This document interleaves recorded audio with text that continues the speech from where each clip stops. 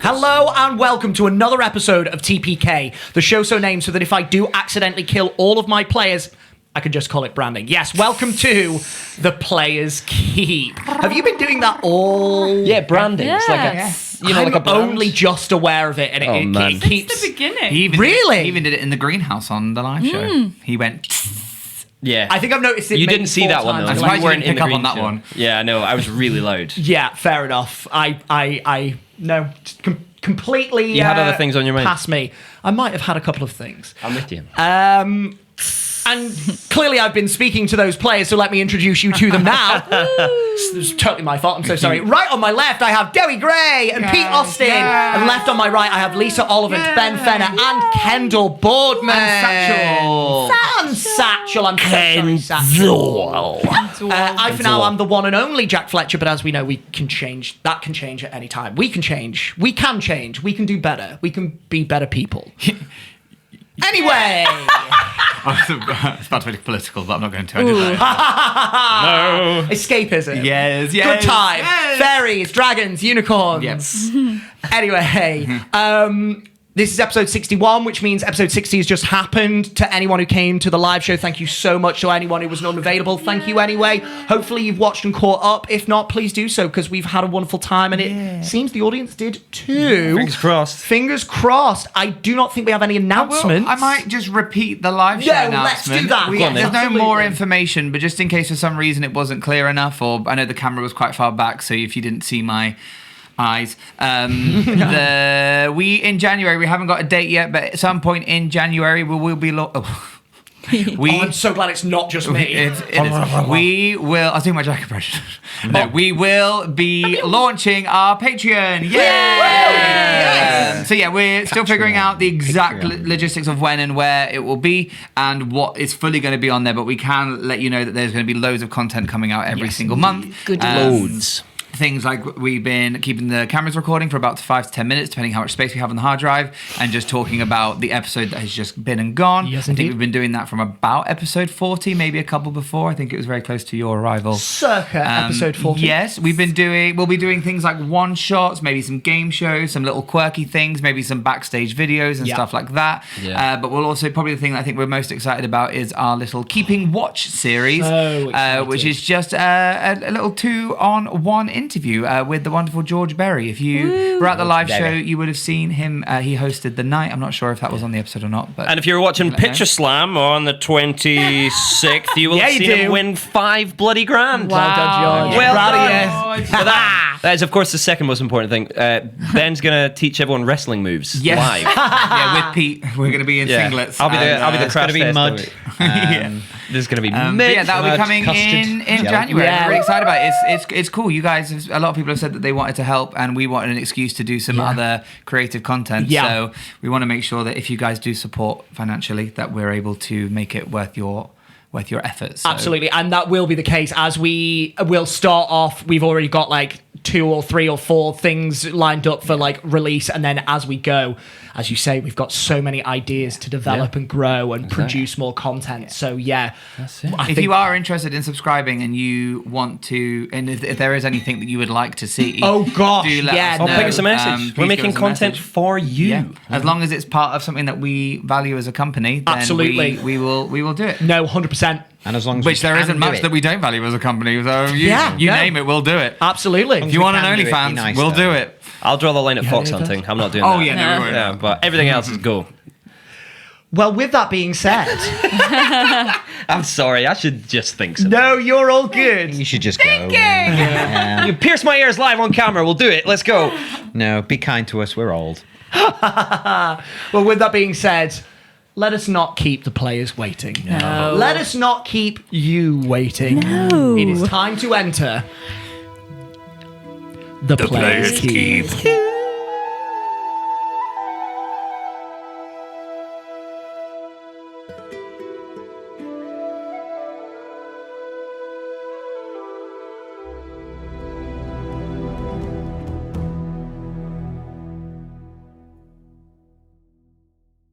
In the last chapter of our story, the remaining members of the Dawn Takers that reside in Leatherforth, Cricket, Tony, Siggy, Willow, and Sadie, had a meeting with the Crucible, and upon exiting, Sadie was visited by her patron, Blood Tuluk Tan, and it was revealed that, by some deep, dark effect, she was hidden from Blood Tuluk Tan's sight.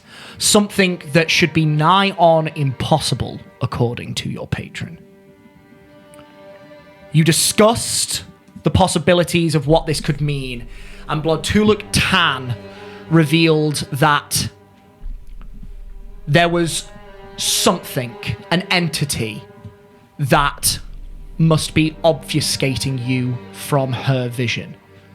And she suspected it was the darkness that she had been seeking, the blind spot in her vision that she had sensed. And so, she called upon you to fulfill your end of your contract and deal with this threat. You made plans with your fellow Dawn Takers, and the next morning you headed back to Familiar Pages and confronted your father, Agaris Sumner. There, a restoration spell was cast, shunting an aspect of a god out of him. And you beheld the true form of an entity that you know only as Zenva. In the basement of Familiar Pages, the Dawn Takers and Artius Kellen fought for their lives and only just managed to send the aspect of Zenva back to wherever it came. And that is exactly where we pick up now, Dawn Takers.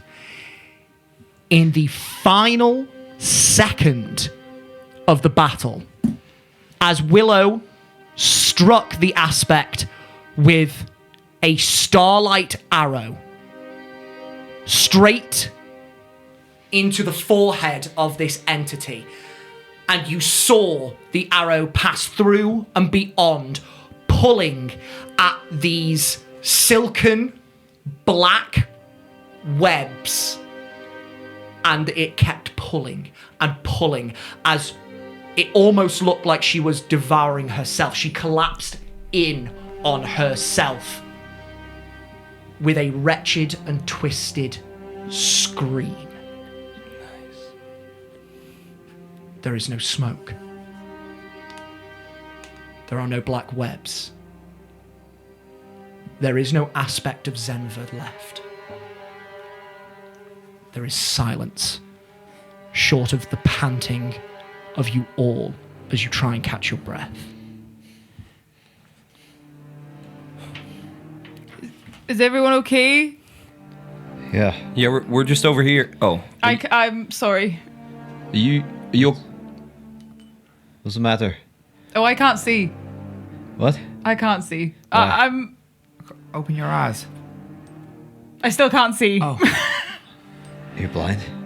I think so. It's fine. I can gonna try and run fix over. it. I can. I just wanted to make sure everyone was okay first, though. Yeah. Are we? Is she? Is it gone? It's gone. I think so. Whatever Arteus. it was.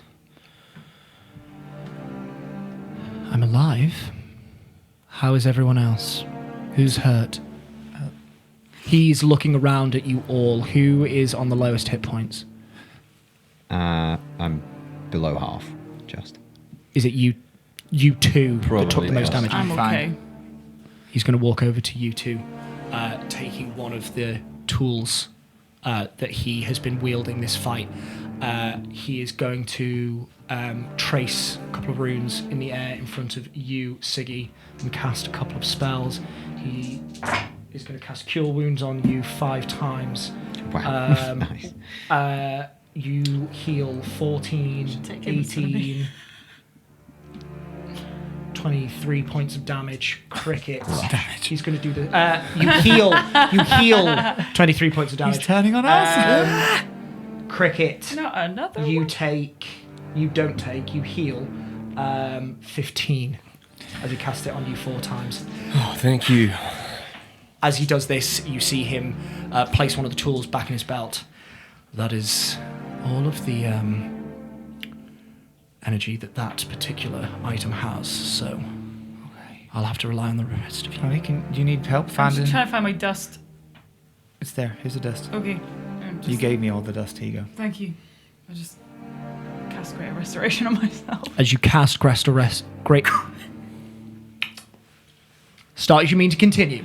As you cast Greater Restoration on yourself, you sprinkle this diamond dust in front of your eyes, and then in the opposite direction trace your hand back, and as you do so you feel divine energy flow from your fingertips across your face, and it washes over your eyes, almost as if you were washing your face with crisp cold water. And as the energy dissipates, you look around and your vision starts to come back. Oh. Your madness is cured. Okay. Hi. I'm going to take a look at Garis. What's he doing? You look at Garis, and his form is collapsed on the floor. What's Sadie doing? She's in a corner. You look at her and the arcane carapace drops, then the fire shield drops, and the armor of Agathis drops, and she's just stood in the corner staring at her father, kind of frozen. Arteus walks over to you, very quietly, approaching you from the side, picks up one of the chairs that have been scattered by the shock wave that was emitted when you cast Greater Restoration on Agaris, just places it behind you, and just ever so gently touches your prosthetic arm at the shoulder and just tries to move you down into the chair. Okay, yeah, just sit down. He just stays next to you. I have a question. With my wraps, am I able to use them just as binding without doing any damage?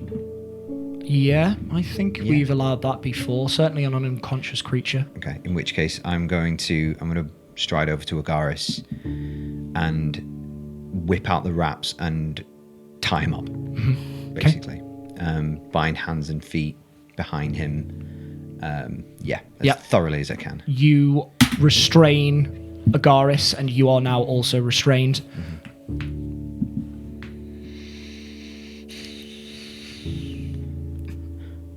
Go over to Sadie. Willow I giving know. you the look. Brilliant. Hey.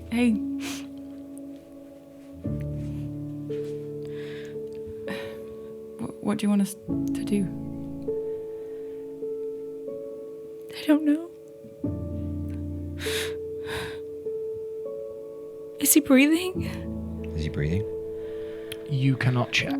you are restrained and cannot move over to make a medicine check. Someone else can do so. My little first aid book out from my mum. Go on over. Check the pulse. Give me a medicine check. Reroll anyone? Natural 1. For a total of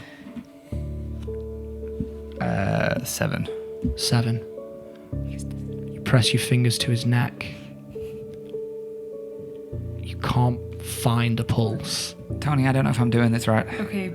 I'm I'll go over. shaking. That's okay. I'll do Sorry. it. I'll check if he's alive. Guidance. Thank you.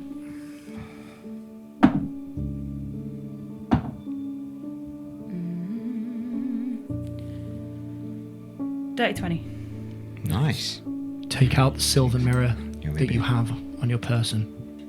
You hold it up to his nose to see if he is breathing. And there is breath that alights on the mirror. Okay, he's alive. I'm just gonna place my hand on him, and just like a little kind of wash of moonlight will go over his body. I'm just gonna cast Spare the Dying for now, just in case. Okay. I'm going to get up and walk over to him. Okay. Dad. Dad, wake up. Dad. And I go to just like push his shoulder. As if you were testing a hot stove. Barely place your fingers on his body before you jerk your hand back in fear, terror, whatever it might be. You shove his form, and at this physical motion, you see his eyes start to flutter open. I'm going to just hold my radiant bow at him.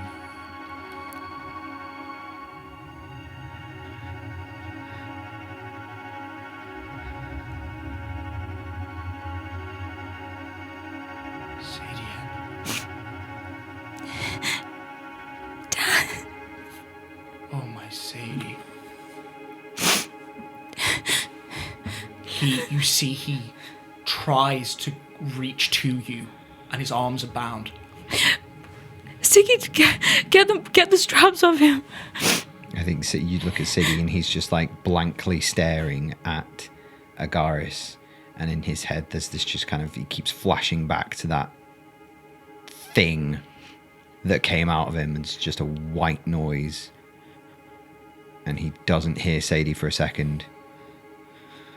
Siggy. I start trying to Get them off. undo them. You pull at the leather wraps as hard as you possibly can. The metal studs dig into your palm, and you can feel the heat swell as blood trickles down your palms. You cannot move them. I can't get them off. Siggy, the wraps. Siggy, undo Let go. You release him. Yeah, and he kind of like just blank stare. You see Agaris unwrap himself as quickly as he is able. And then something passes over him. He goes to reach out to you, but now with the ability to do so, he stops.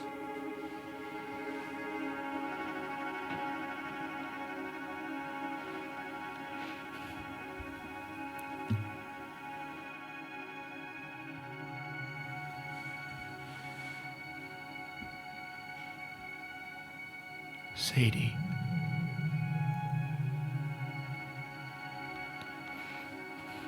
Are you okay?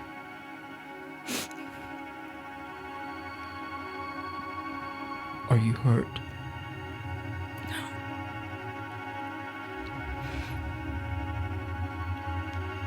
What happened to you?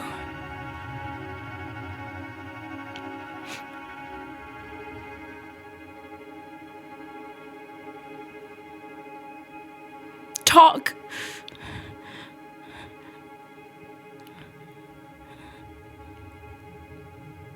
Zenva came to me in Thrin.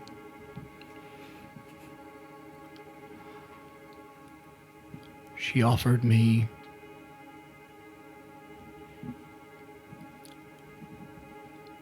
a chance to be who I had always dreamed of being.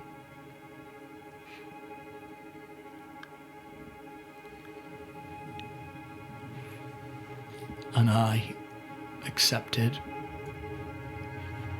and she granted me her gifts. I set out.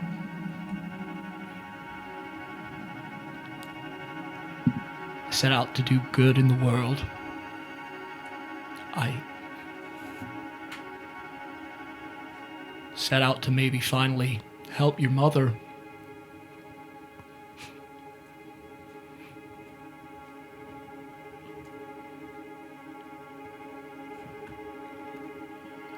And the moment I stepped out of that door,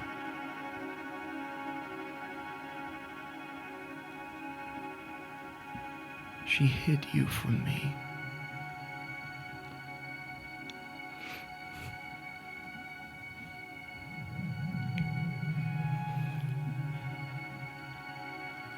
Unbeknownst to me, Zenva is a god of forbidden knowledge, deception. Zenva is a god of secrets.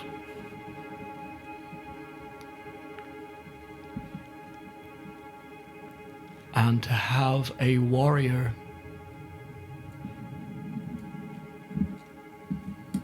whose own life was a secret from him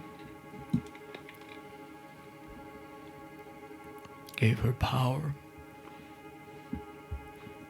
You didn't know? You didn't know she was going to do that?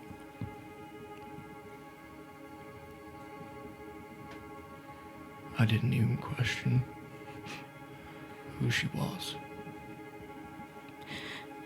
She came to me with an offer, and I accepted.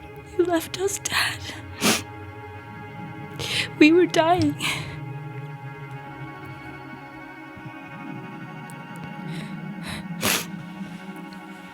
Mom's still sick. She's still alive.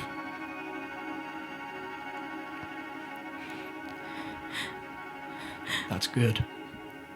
I had to leave. I had to do what you couldn't.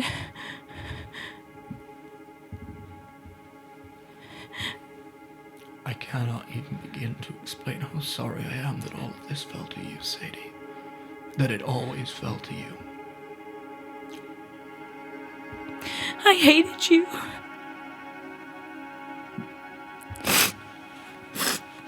Sadie, I hate myself.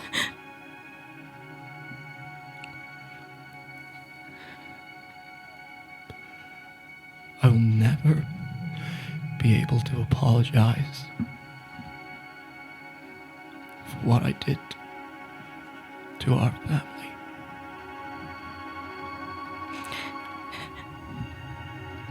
Is he telling the truth? You can give him a read. Make me an insight check. Can I take one as well, please? Yes. I would also like to, if that's okay. By all means. 27. 20.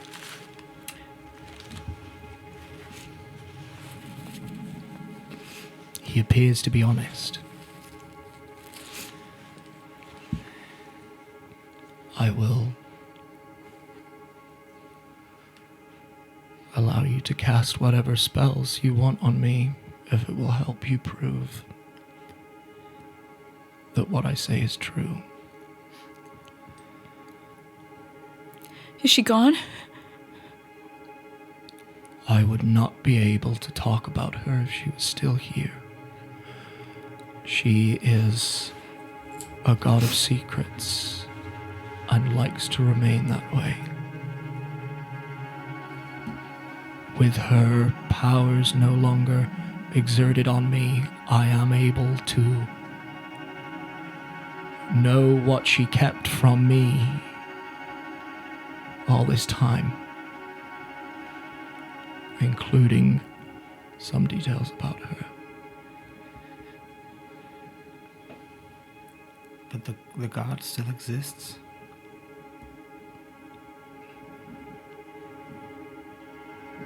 To my very limited knowledge,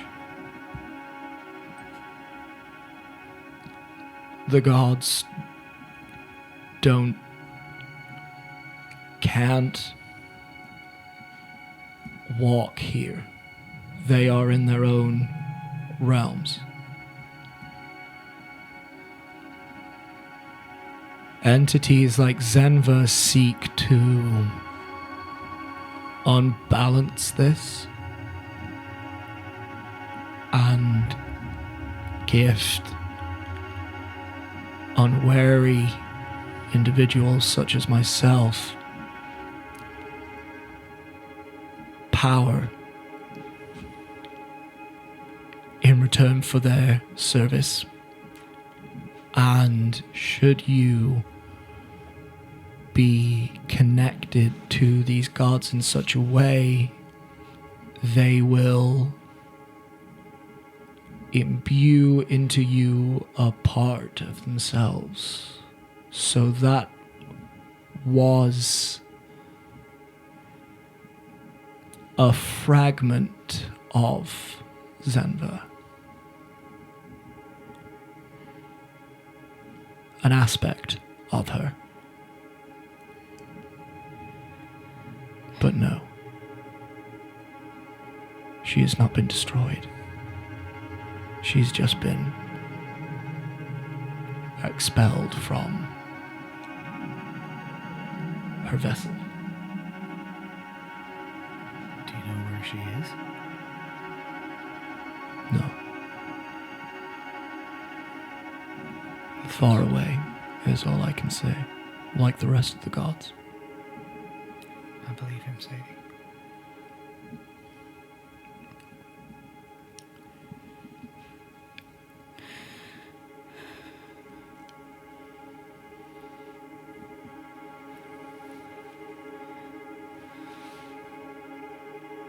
He is struggling to meet your gaze. I'm going home now, Dad.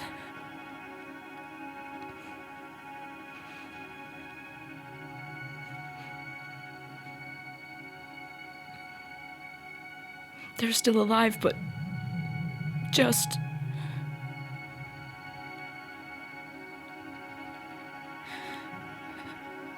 Well, with you looking out for them as you always have,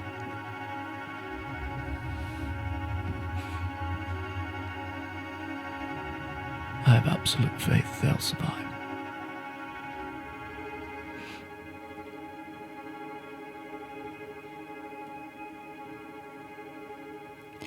I don't know what to do.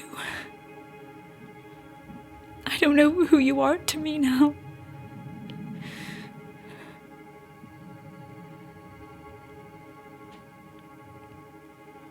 Unfortunately, I'm the same person I've always been, Sadie. A man who's not your father.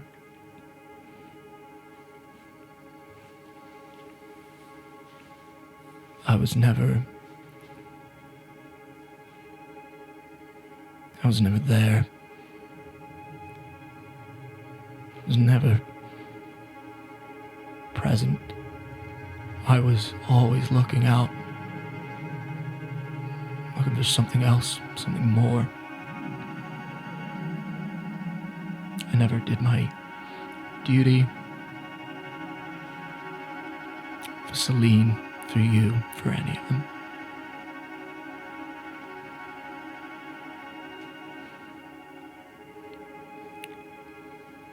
it was all taken away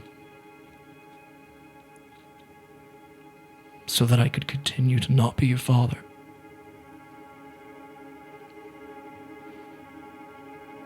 Why are you here? With the crucible?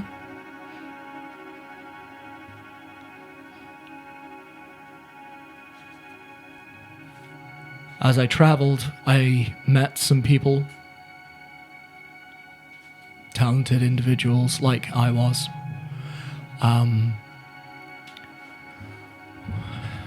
We were doing some menial jobs in the capital, and an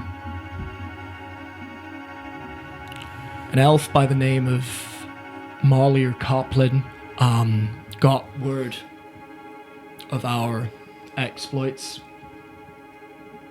approached us,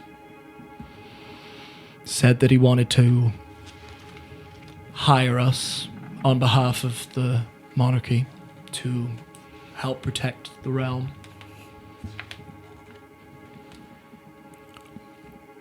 We accepted, of course. Such an honor to serve the monarch's ring. And we set about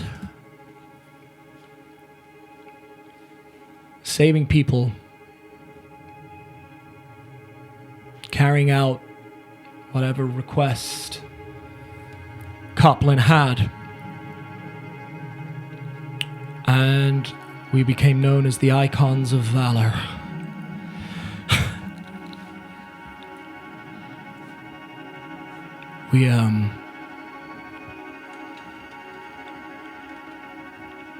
We did a mission for Coplin after some of the scouts reported orcish tribes from the Grey Plains approaching or coming too close to the city, passing into these lands and not staying in the Grey Plains.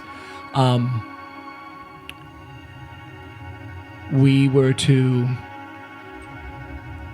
drive them back, take care of them. We did.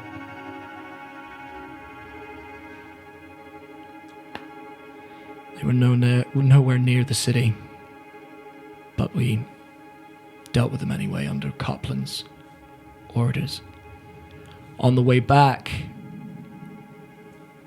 some of the other Icons of Valor, they caught me conversing with Zenva, and when we returned to the city, they reported this to Coplin.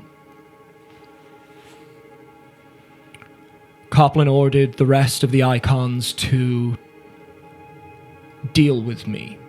Thought me too much of an uncertainty, a risk. They tried, and they failed.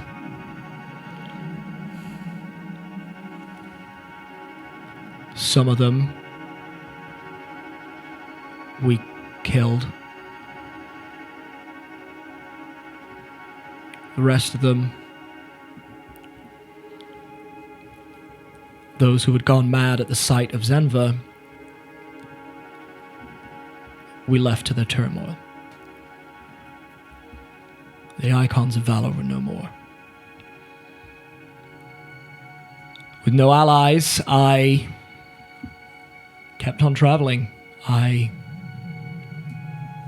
headed south, here. Tried to return to my old life as a hunter and eke out a living. And then Torfin recognized me. He asked me what I was doing here. I said that I had left the Icons. He asked if I needed a cause to join. became a member of the Crucible.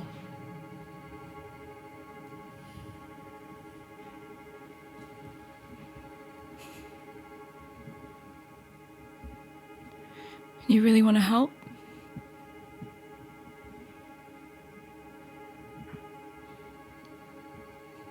If I can. You really care about people? About people like us?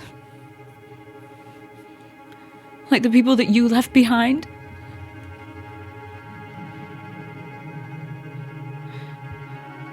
I do now.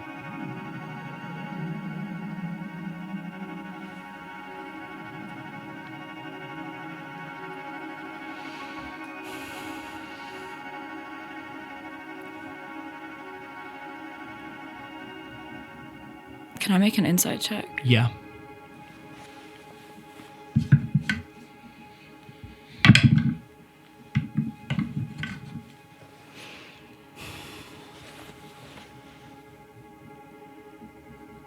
Okay.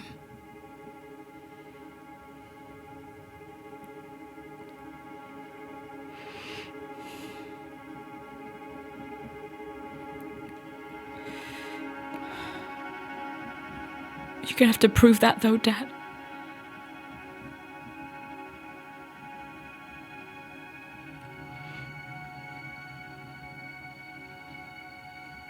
I know.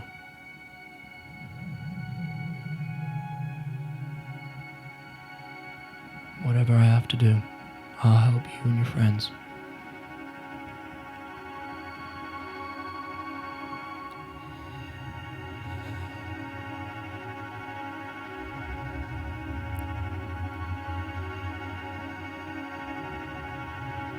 This isn't the reunion with you that I pictured.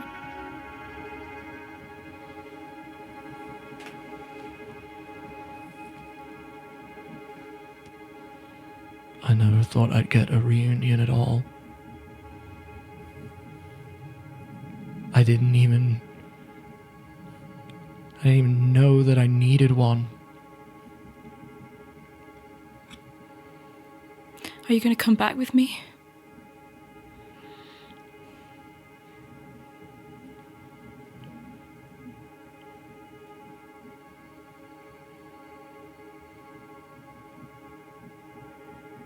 We're gonna cure my mom. Your wife. After everything I've done, you'd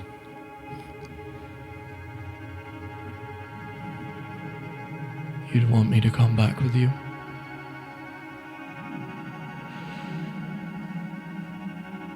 I think they should know what you just told me. They can decide for themselves what they choose to believe or how they feel.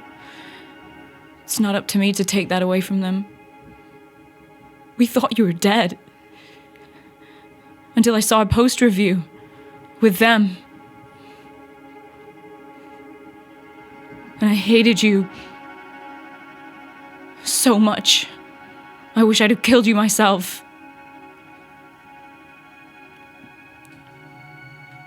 You should hate me, Sadie. You have every right to.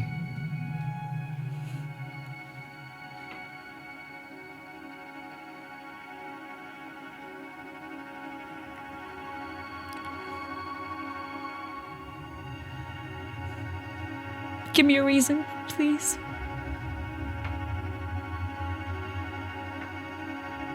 I shouldn't.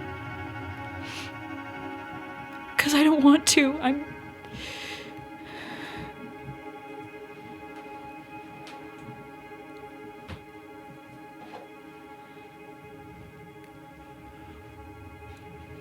I don't want you to not hate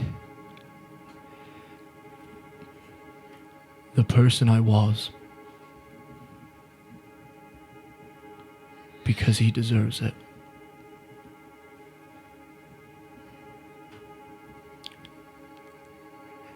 And it is a cataclysm that it took this for me to change.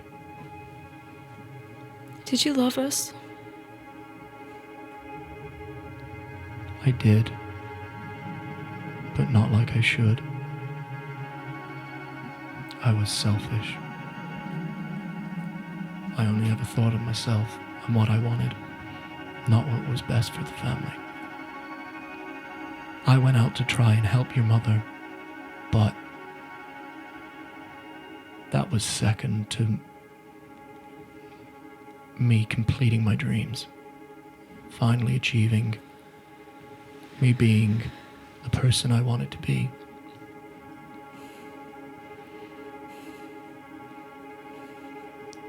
All I can say to you now, Sadie, is that I am a different person now. So I hate the person I was. I will never tell you to stop. But potentially, you can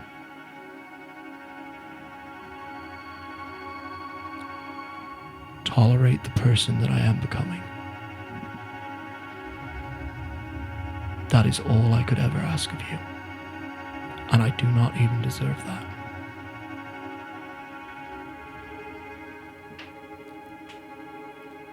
If you want me,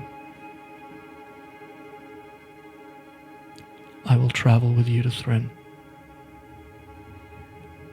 I will help your mother. I will give.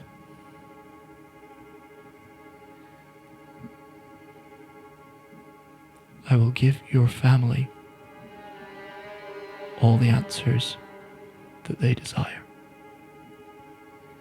And then you can decide where I go from there.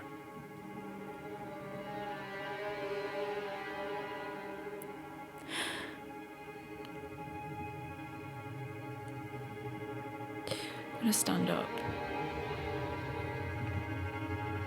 Take a few steps back.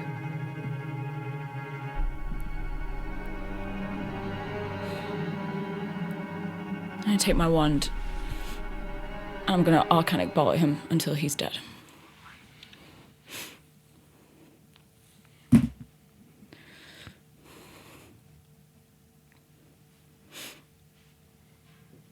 No attack roll needed. You see fear in Agaris's eyes for a second, and the first bolt strikes him in his face. Part of his flesh just tears ever so slightly, and he clutches his face. And the realization of what is about to happen falls over him, and he drops his face, drops his eyes to the floor, and accepts his fate.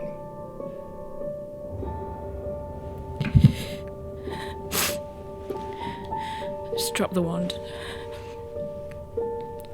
Just curl up in a ball.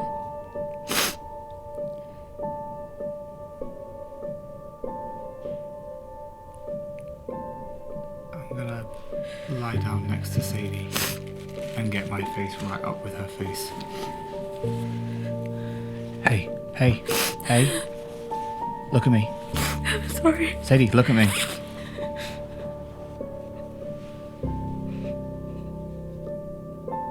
Sadie. Sadie. He's here. He's here. And you've just taken him away. You just made a choice for Gwen. Do you want to be that person? I don't want to give them hope. Not again. I want them to start fresh, without his poison. I can't watch them get heartbroken again. Okay. Sadie, look at me. Can you live with this? I already have. He was already dead to me. He's one less person we have to worry about.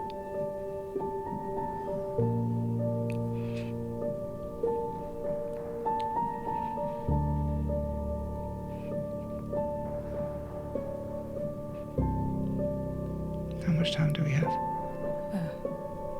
Not long. Are you sure? You can't ask me that.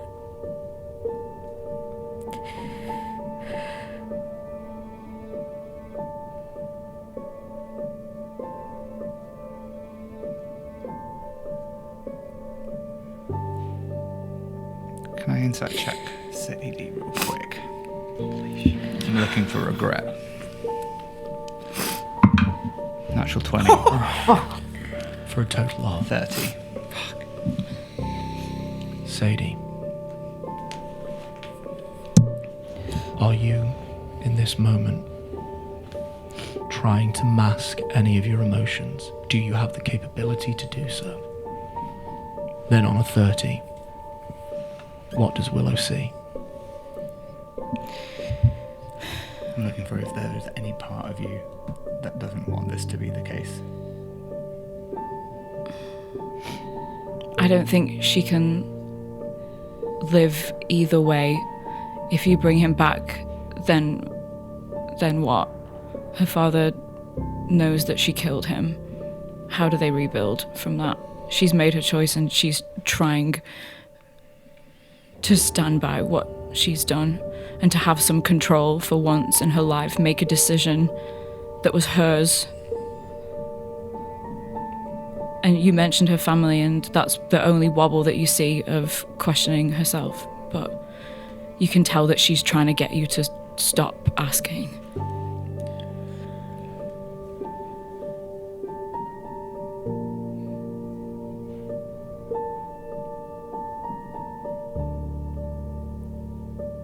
This was my choice. He called them my family. He didn't say our family. He didn't say my family. He said,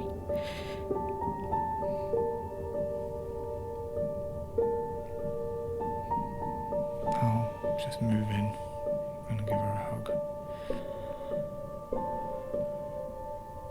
And I'll kind of stare at the group, I guess, as the time for...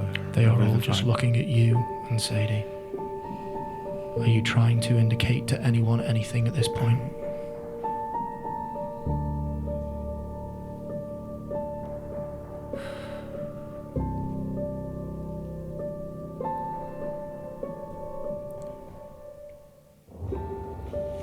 I'm going to nudge Siggy. I'm going to gesture to the table, and I'm going to try and turn it on its side so it's blocking the body.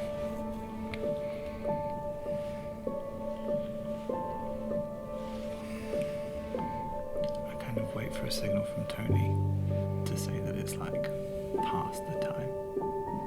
And maybe 10 seconds after you start to hug Sadie, she gives you that. gives you a little nod. And I'll just angle my mouth down to her ear.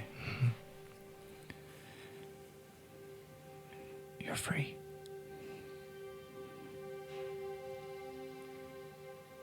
But I'm sorry for your loss.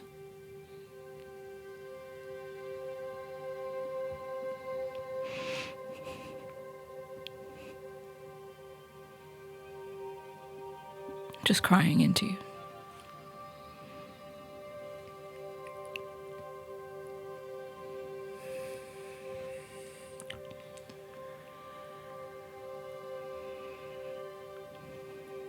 You all stand there for a moment, for many moments. Cricket and Sigismund reassembling the tables and chairs as quietly as they can. Tony, you are about... You're not the only one who sees, but the only one who does not have an immediate objective enough to notice that Artius has been stood silent, looking at this. He goes to say something, and then, not wanting to disturb the silence, you hear in your mind his voice. I am going to check on Torfin. It is unusual that they have not come down. He does not even walk, but flicks his coat and vanishes and reappears over by the door, and silently, with 2 fingers, he takes the doorknob and just delicately opens and closes it, leaving you all in the room.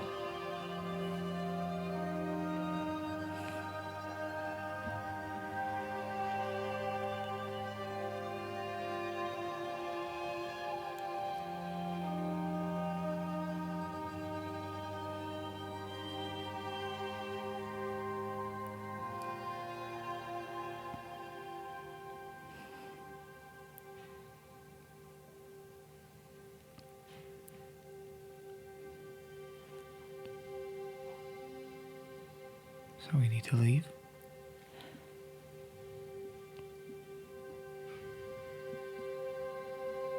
Yeah.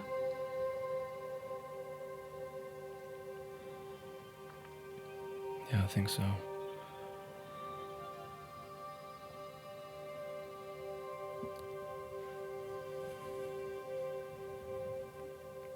What do we do with the body? Don't worry about that.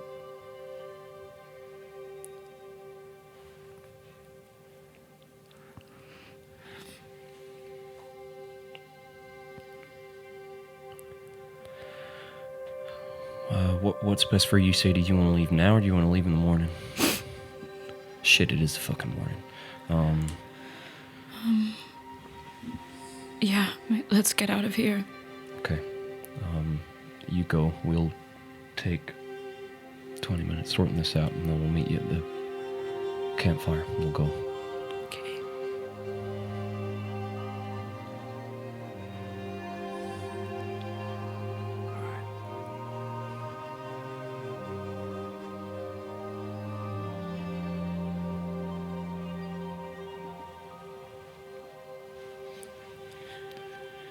If we want to transport him out safely, we could put him in the bag of holding. And then we can give some people time to figure out how they want to get rid of the body. Maybe.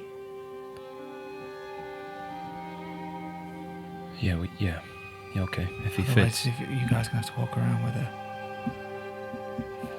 Yeah, go on. All right. I'll give.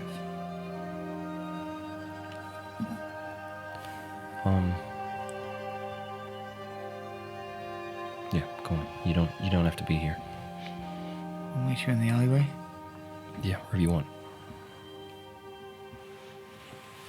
Willow, with your passive perception, you hear footsteps outside the room. After a moment, you, in your head, hear Artius' voice once again. May we enter? Yeah. You all hear the door, and Artius steps back into the room, followed by Torfin. Torfin just looks around, taking in the scene. As they do so, Artius looks to you, Tony, as you were the one he communicated with. It seems that the God of Secrets has done us a small favor, not wanting her presence to be known. No one knew that this was happening. Torfin did not hear a thing, even as they were dressing in our room, 2 stories above. You should not have drawn the eye of anybody. I have informed Torfin that Agaris did not survive the battle. Thank you. Unfortunately, Zenva took his soul when she left.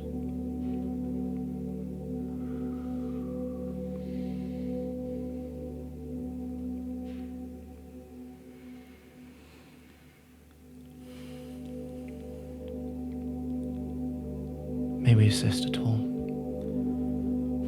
Is this telepathic still? No. This is to the room now. Yeah, we'll help you put everything back, but I think we're... Do not worry. Furniture is easily repaired. May we help you?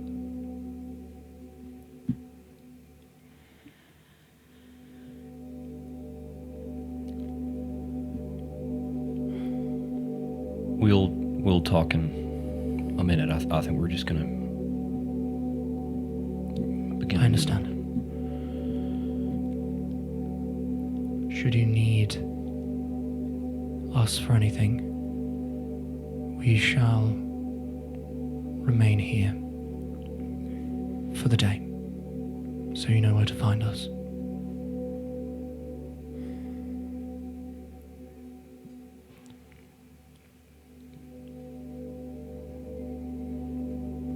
Thank you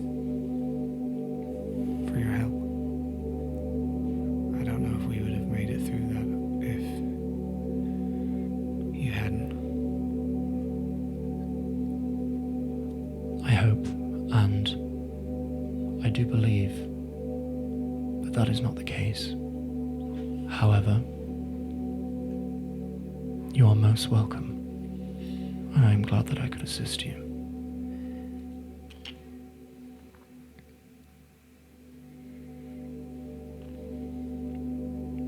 Okay, we'll meet you in the alleyway. Yeah, we won't be long. No, that's fine.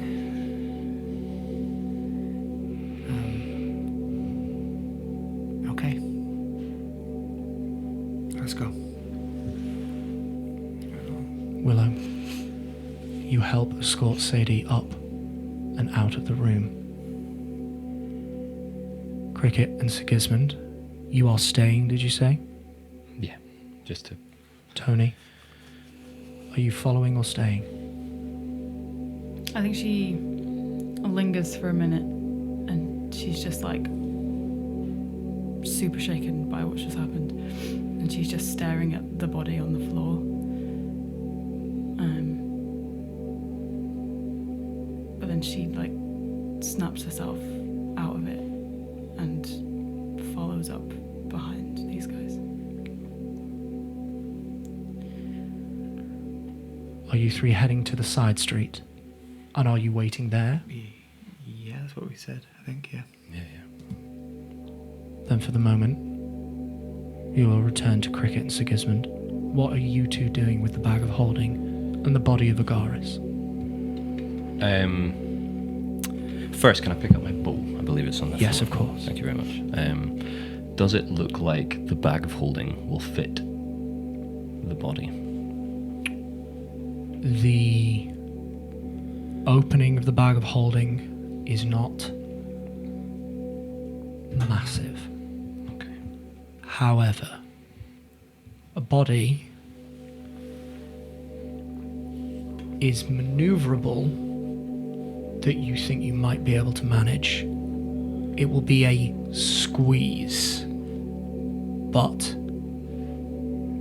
you also think, sans the equipment, the armor, it might make your job easier.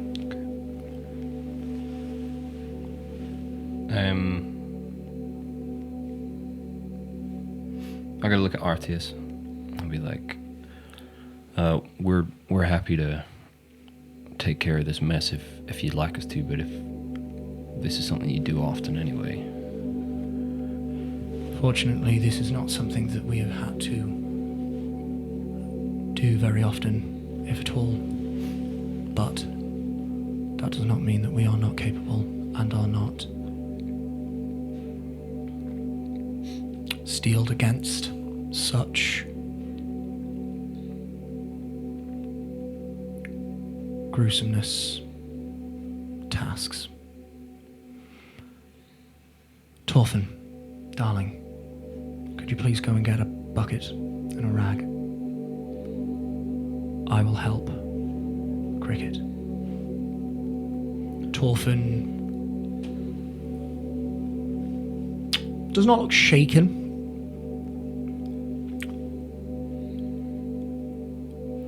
Looks somewhat surprised, or they did. They are now sort of just waiting for direction, and when it comes from Artius, they look very thankful, and they just nod and exit. I think when the door shuts, I'm going to look at Artius for a second. I'm going to say, before you indulged a moment of my time, you put your head in my head and you looked through me. You didn't have any indication of what was going on with him. No. You saw No, nothing? I did not. But I had very little reason to look. Torfin was the one who originally met him, and I trust Torfin with my life. Secondly, when you approached us, you were delivering information, but not all of it. And I understand why you made that choice. But with not all of the complete information, I found it necessary to double check. I hope you can understand. Well, I do understand. I'm just trying to work out how powerful that god is if she was able to hide herself from you. You seem quite observant. I am in some ways, but not, as it would seem, as the rest of your friends. I do have abilities that heighten my powers of observation, but if I do not use them, then I am left to my own devices. I suspect, however, if Agaris was correct, it would not have made much of a difference. I do not think I would be able to glean any information from a goddess of secrets and forbidden knowledge. So. Okay, well, like Willow said, I appreciate you being there, and A pleasure. for a second I wasn't sure whose side you were going to be on, but thank you for stepping towards us. Undoubtedly. I don't think we're going to be sticking around too long, but we Seems circumstances have changed. yeah, we our pressing matters have ended up being more pressing than we thought, but we appreciate you, and we will be in contact if there's anything we can do from Thrain or from Elsira. Please do stay in contact. I will remain in contact with you when I can, without the help of magical items, but we shall make do for now. Once your business is concluded in Thrin, if you could entertain the possibility of returning, we would be most grateful of your expertise and your knowledge. For sure. And if we can't help here, we'll help the Crucible however we can. But I think through this talk I've been kind of just every now and then glancing at Siggy. Mm-hmm. Something about the way he hesitated with the wraps, and something about the way I assume he's given me a kind of catatonic, kind of half gaze. Mm-hmm. Can I just roll a speedy wee Yep. insight check on him? Yeah. That's 23. I'm trying to work out.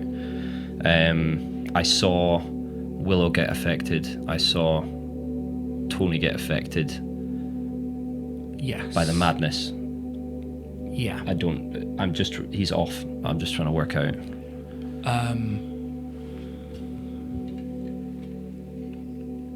You have seen Sigismund take stock of his mortal form before. Post his little tete-a-tete with Antonia. You saw that rocked him, shook him in a way you have not seen Sigismund be shook.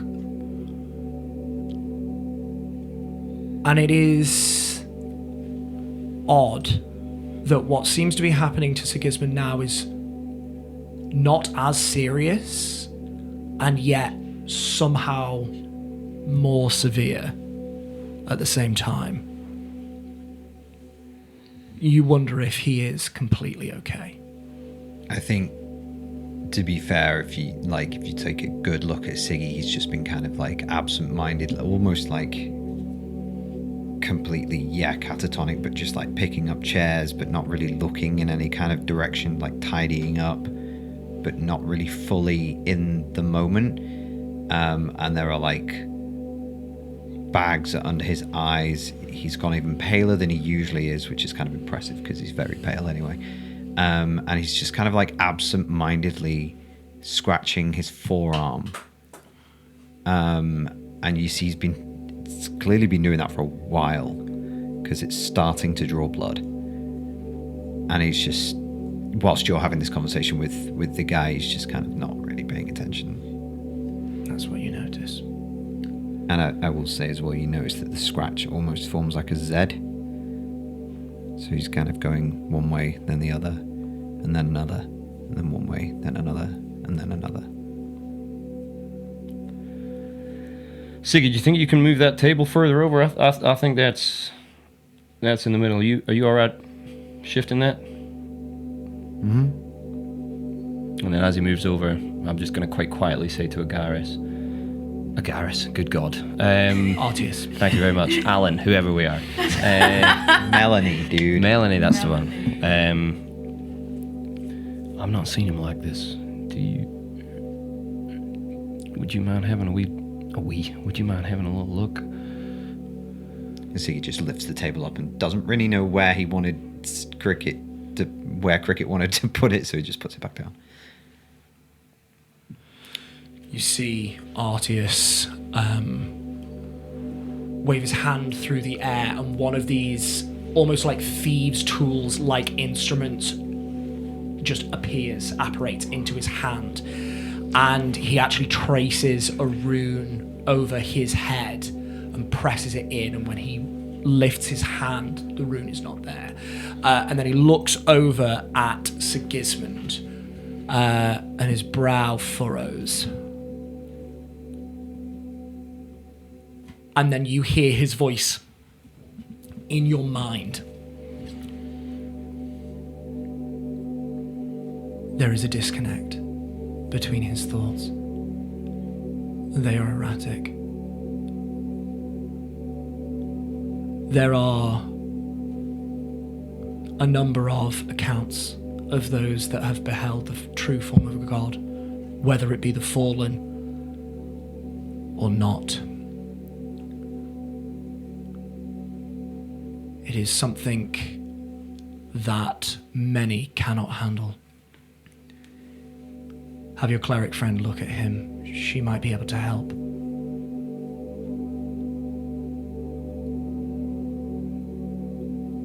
We've been asking a lot of her recently. Is there anything you can do, or is that beyond you? Unfortunately, that is not power that I possess. Okay, no, thank you anyway. Did we come to a decision about him? Are we shifting it, or are you shifting it? I'm happy to assist you with whatever you feel is best. I'll hold out the bag and give a weak half smile. Yeah. You see Artius go on over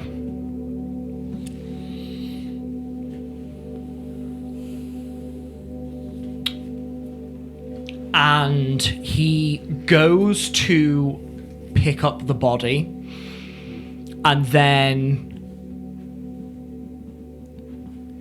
he stops for a moment, thinks, and instead waves his hands through the air, and in a similar fashion to what you have seen before when he created these mechanical stained glass butterflies, these like crystal winged butterflies, a mechanical device appears on the ground next to him. This one looks more crustacean-like almost, with arms, and he does it again and again and again until there are 4 of them, and wordlessly he gets them to lift the body of Agaris and moves it over to you, and he gestures for you to place the bag on the floor. I do so.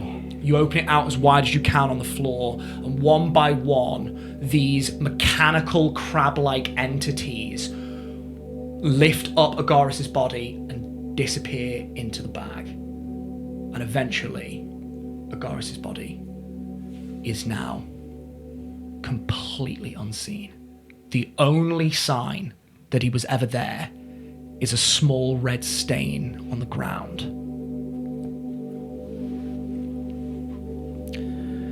Siggy, do you think you could do that thing?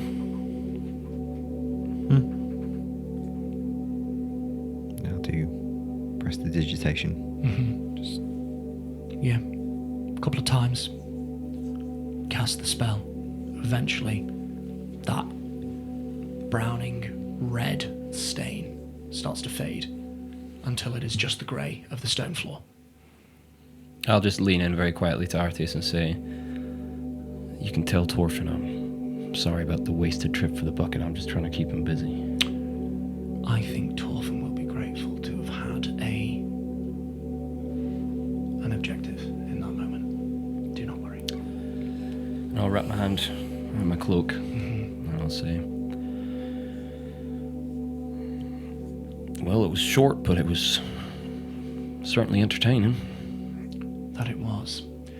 He reaches over, clasps your hand, shakes it.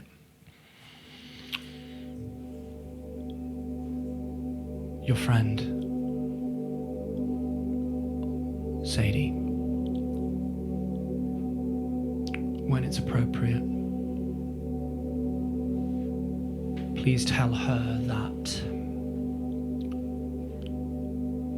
should she want that synthetic upgraded,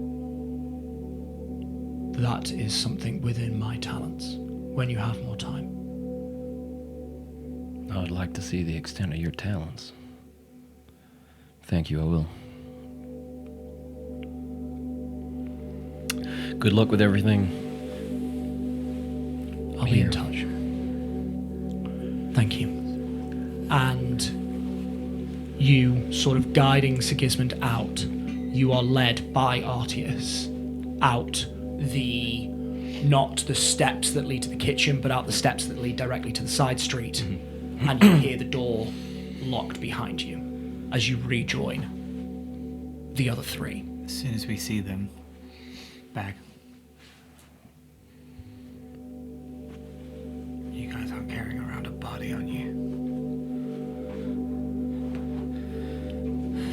Has anything happened between you 3 in the 5-10 minutes that these have been absent? Or have you just been waiting for them in silence? That's what I would have gone for, but I don't know if... Yeah, I think Tony's not fully caught up to you both, is like kind of stood a little bit behind. But yeah, just silent. Okay. You all stand there in the side street, near familiar pages until you are rejoined by the members of your group. And I believe that is the perfect moment to take our break. We will be back in just a couple of minutes. Oh my god. Please join us again. Jesus.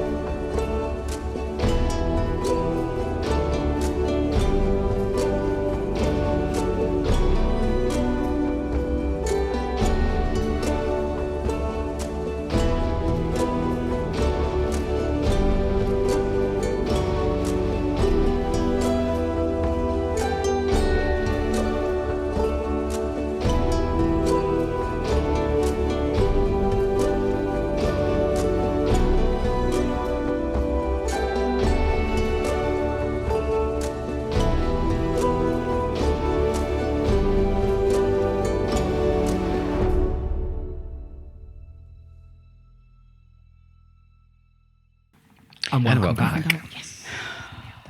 Dawn Takers. Oh my god.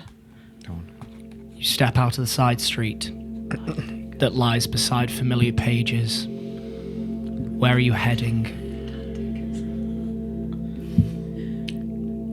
So we're leaving? Yeah. Maybe we pop by the campfire? Just make sure we've got everything. Yeah, sure. And then we go to Thrin. Yeah, I think we make a beeline now. Okay. No more distractions. Tony's just gonna set off walking. Yeah. Same. You all follow. Takes you about an hour. Longer than usual. As you slowly trudge down the steps and slopes of the Slope District. Down towards the docks and over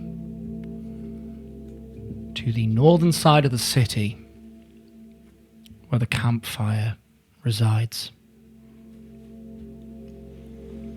Silently, you walk, taking in the events that have just happened.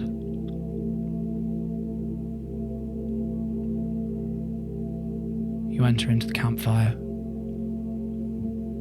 trying not to catch people's gaze. You walk up the stairs and return to the same room that you had all slept in, but hours ago. You lock the door behind you, and you are alone.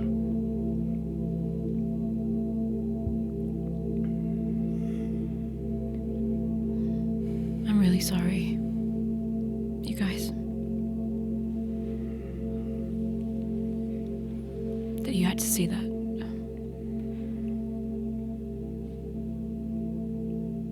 It wasn't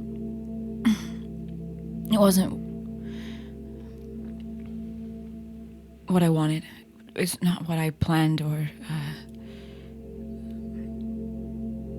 it just happened.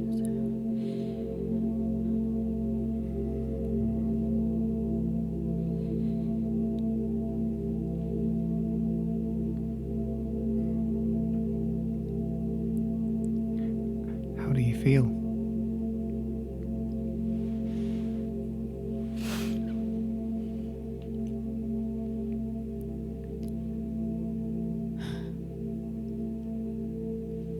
I'm not sure.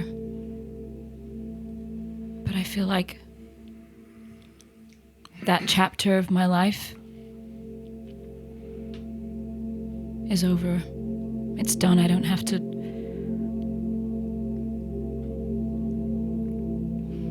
He doesn't have to be my story anymore.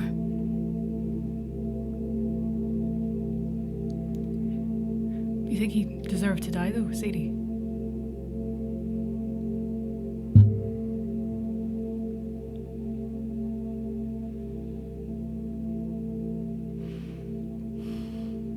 I think it would have been worse for him to live with what he did.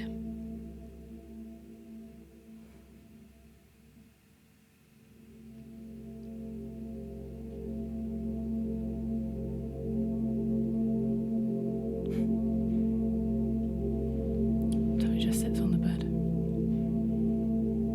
Look, I know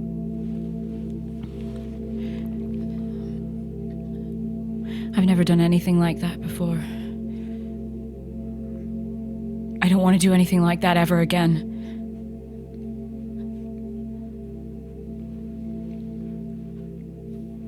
None of what just happened was supposed to happen, or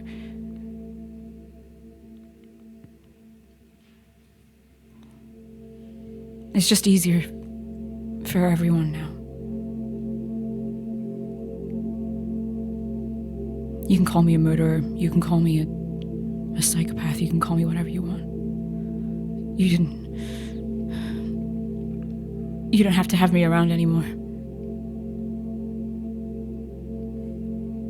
I'll figure something out. But I stand by what I did. I'm not gonna let it define me anymore. It's time for me to be my own person.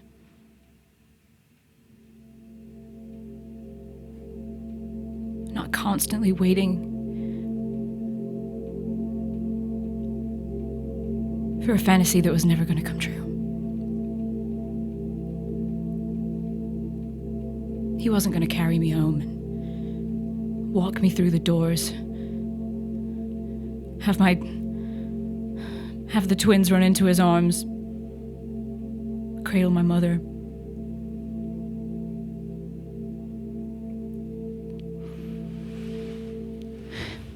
It's better this way.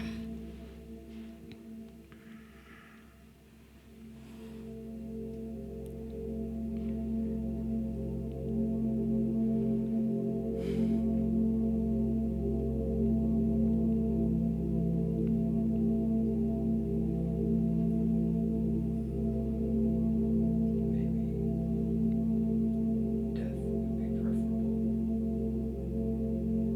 to being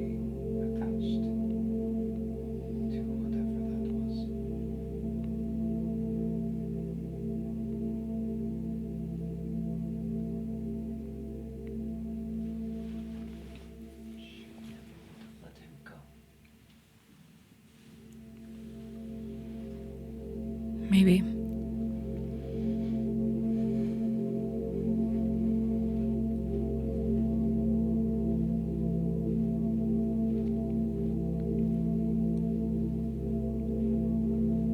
I wasn't about to let that play out.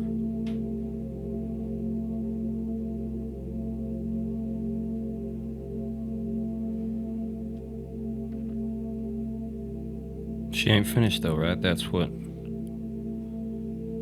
Artie said.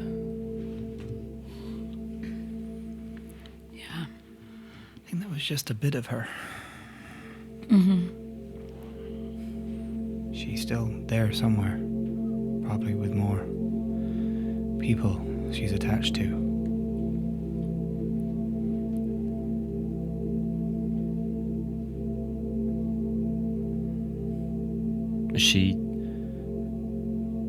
Will she know what we did? Is she conscious, or does she just put a bit in and leave them to bear fruit? I mean, she seemed pretty conscious.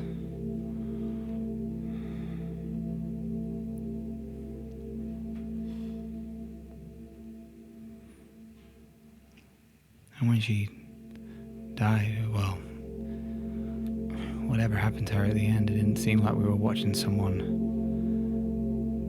Maybe she didn't just fall dead. It was frustration. That makes me think she knows. She will know.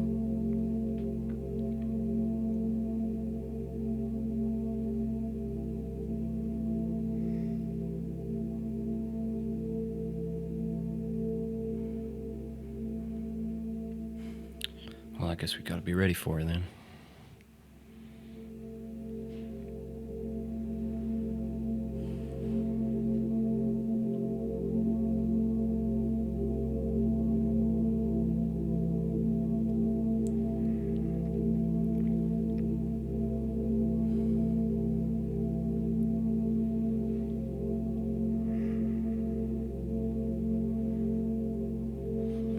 I'm gonna go and sit next to Tony on the bed, and I'll just nudge her and then nod over to Siggy scratching his arm. Do you notice now that like the skin is truly broken? There's like blood kind of trickling down his wrist. He's still scratching away. Just Z symbol. I can't do anything. Not today. Okay.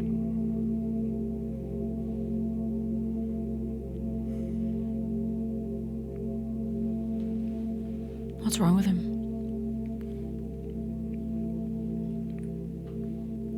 Still the... Siggy. Siggy, what is that? What are you doing? Your arm.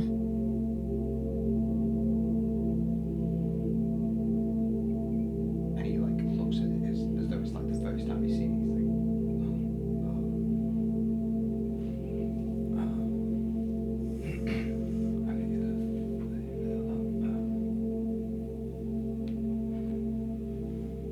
He's like, so I can still see her.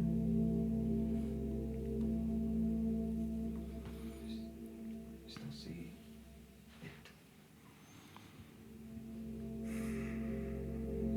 In my head. He's like sweating.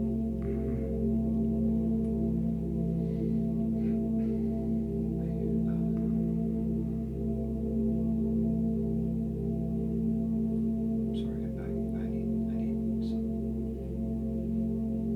air. I'm gonna stand up, Mm-hmm. walk out. You unlock the door. You walk out. Take his pack with him, Mm-hmm.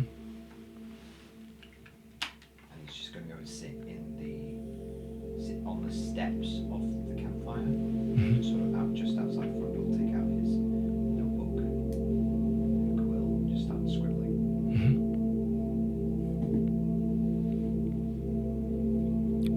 rest of you.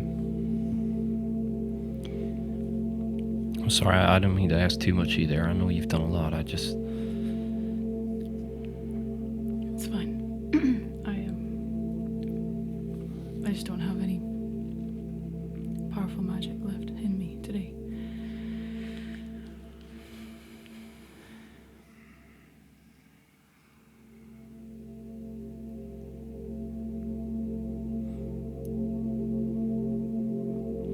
I told Artius we were leaving. I assume we want to make our way to Thrym pretty quickly now. If that's still what you want to do, I don't expect you to. Sadie, we need to go. Especially now.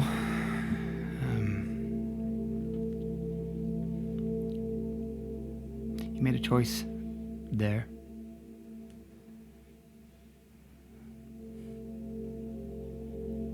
For everyone in your family, and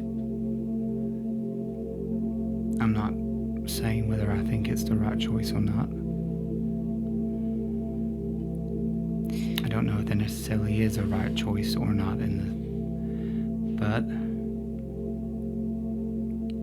it's your responsibility now more than ever to make sure that you gotta make sure that your family is okay. And I will. I know. They already thought he was dead. Nothing's changed. Not for them. What are you gonna tell them? Nothing. There's nothing to say. They won't ask me where he is. They won't ask me if I've seen him.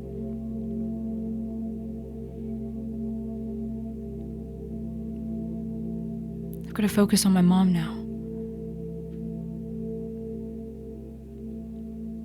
Getting her better.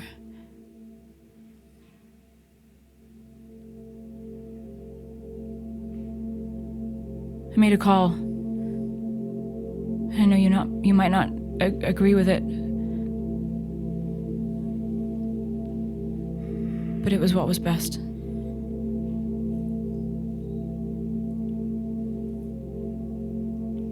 I'm just sorry you had to be there.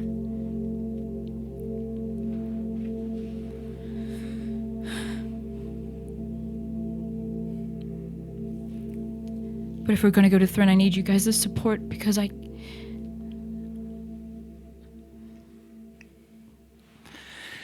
Look, we will. We will support you. It's what we do. And in spite of all of this, that hasn't changed. We will help you. We help each other. That's what we do.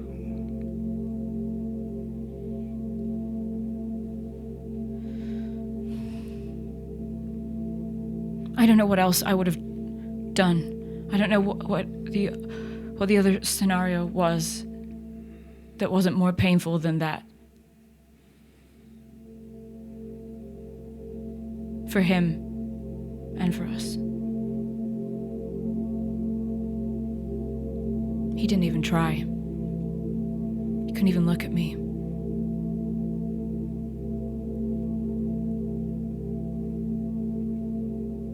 I gave him a chance.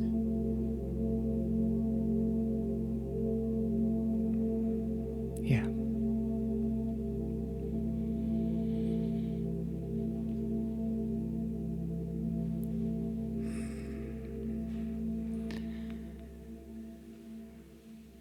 I'll be back in a second. I'll walk out the room and I'll just head to mine and Akani's room and just check that everything's okay. You head to your room. Look inside. Everything is how you left it.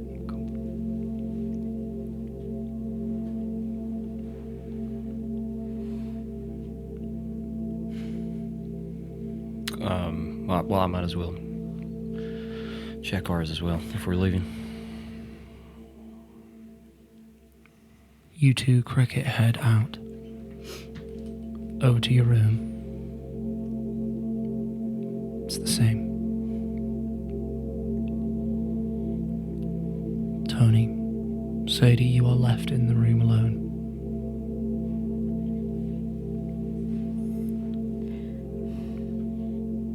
Say it. Say what you want to say.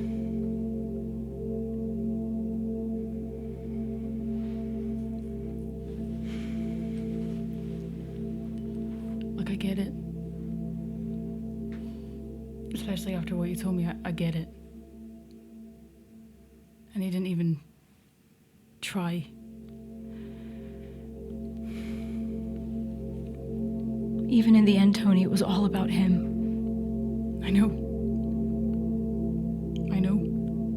I saw it.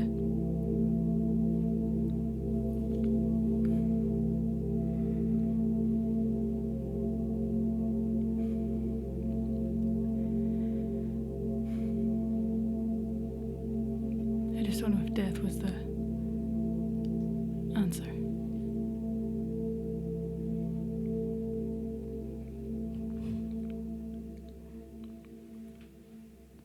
What should I have done?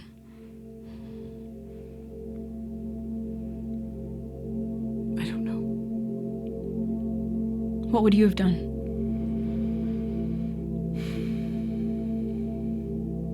I can't tell you that either. So I get it. At least now it's over and I don't have to wake up every day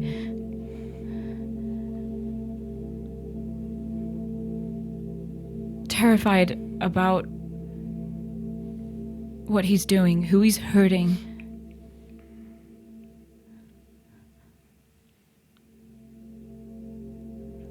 Yeah. You don't like humans, Tony, and he is the worst of them.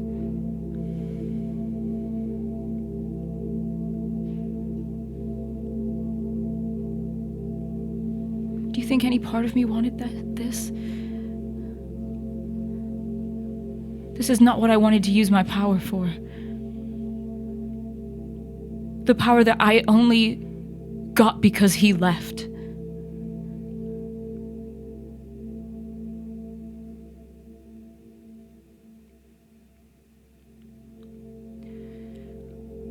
You did what you felt was right.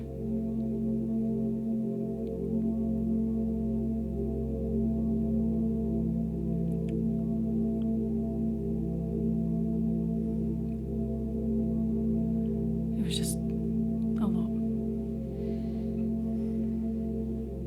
I know.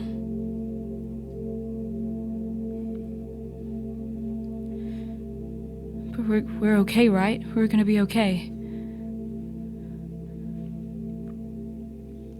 Yeah. Yeah. I just hope you don't regret it.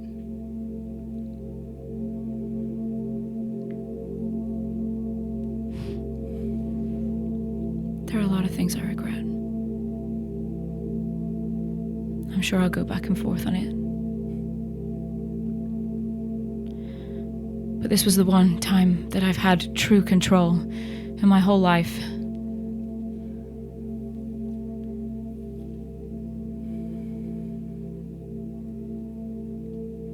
Okay, good.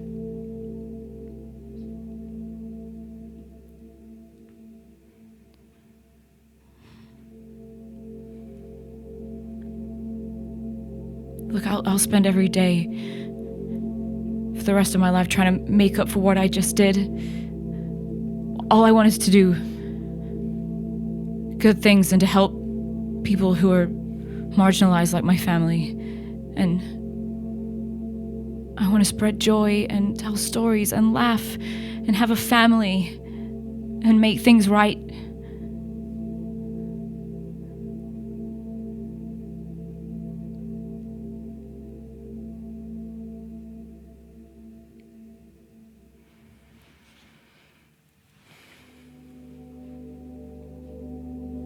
You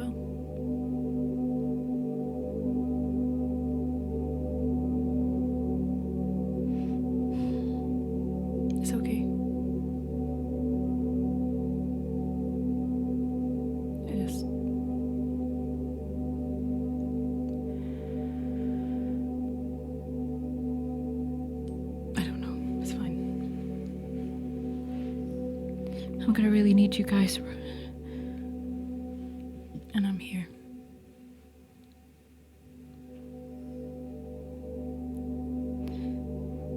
I very slowly reach out to touch your arm. Give you a light squeeze. It just gives you like a small smile.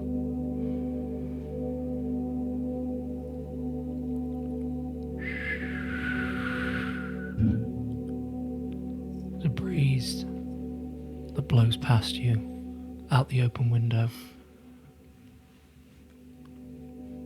You look to Tony and you look back and you realise the window's been closed the whole time. You get the sense you are being beckoned.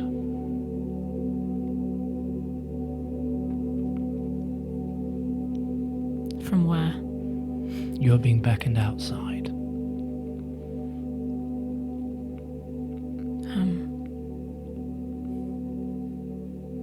I have to go.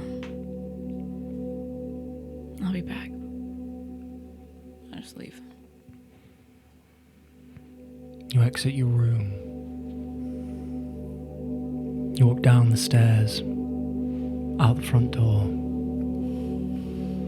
past Sigismund, who is still scribbling in a book, but you pay him no attention as the wind drifts past you to the right. I follow it.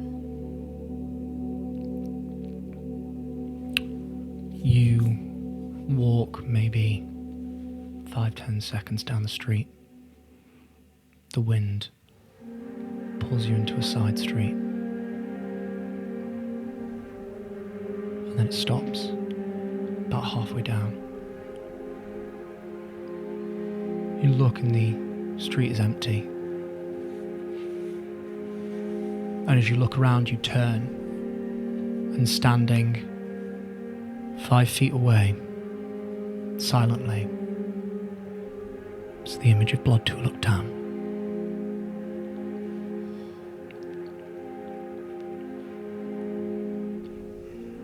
My apologies for interrupting that little conversation.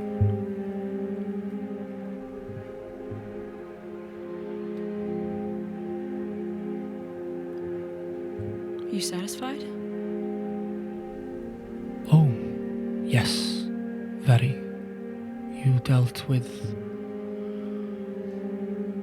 Zenva very well.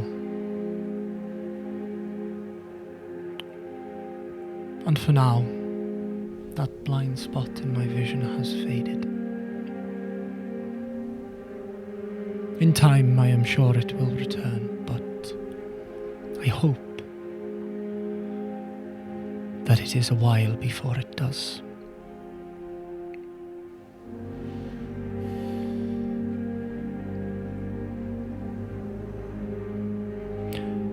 I'm sorry about your father, Sadie.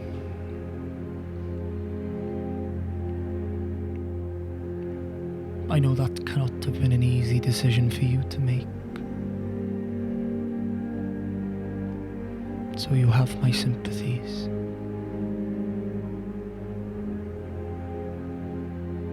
Not sure the rest of the group will feel the same way.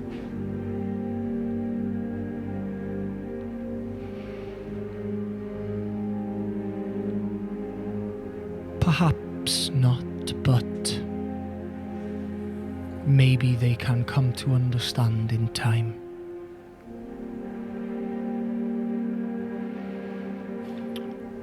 It is a privilege that I possess to know a person and their motivations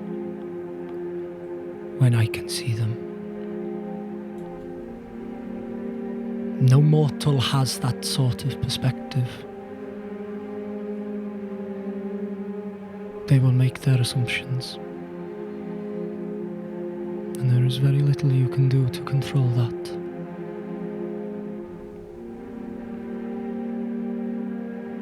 So what is this Zenva?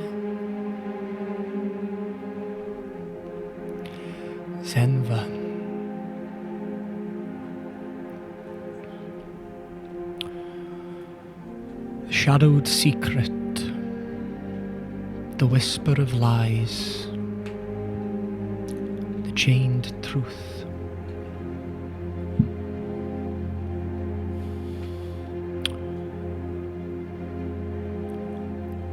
She is an enemy of mine. I am a goddess of knowing. She is a goddess of secrets. We do not see eye to eye.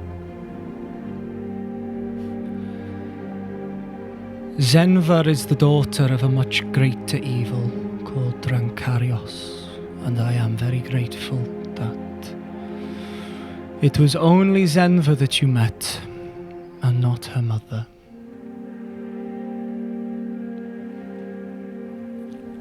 Drankarios was one of the last of Dogon Ven's children to be born, that belonged to the firstborn, the first divine children. When she was born, Dogon Ven doted on her, showering her with love. Drankarios took the form of a spider so beautiful that she could change her colours at will to match or to stand out from the gardens of Hilana she would walk in. She was the first of the Arachne. Her majesty was incredible. She used to use her silk to create magnificent fabrics and gowns for the gods. And she was loved. Until her father then created a sibling for her, Menaisa. Soon as Menaisa was born, Drankarios hated them with a burning passion. She never let it show, but every word out of her sibling's mouth filled her with a fury and a hate that became so toxic, it eventually would manifest into black Icarus venom that would drip from her fangs. But before that would happen, Drankarios began plotting her sibling's demise.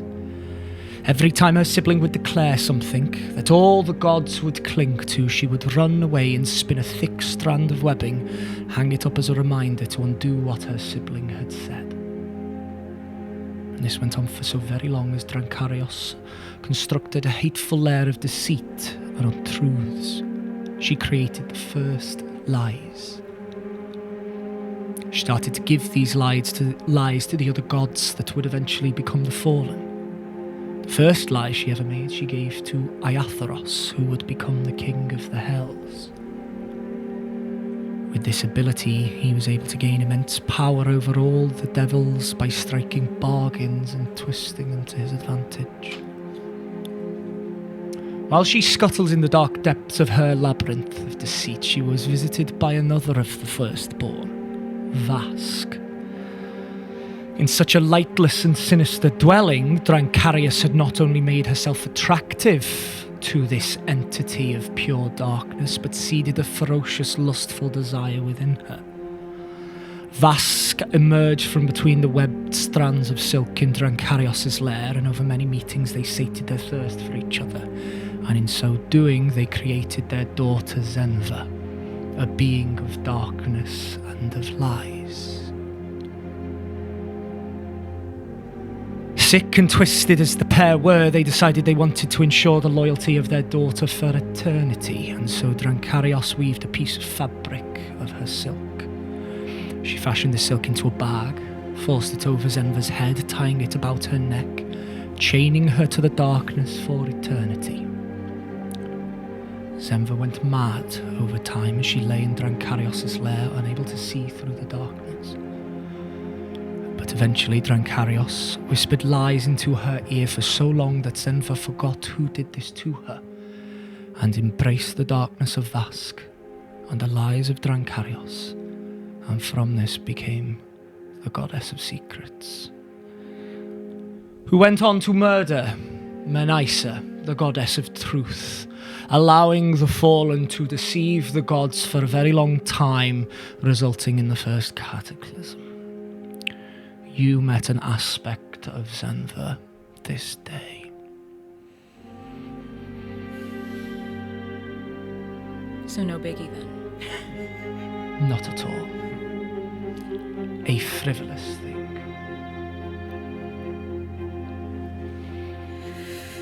Well, okay. It's a lot. Knowledge is not always pleasant. Ignorance, as they say, is bliss. Do you think Zenva has anything to do with my mom? Her condition?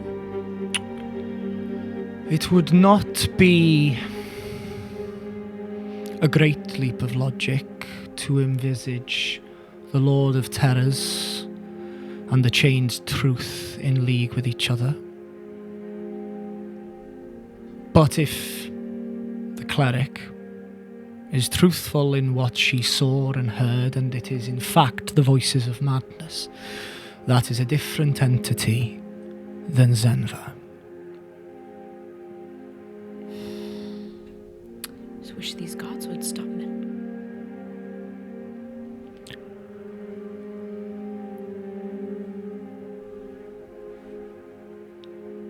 There is a balance to everything.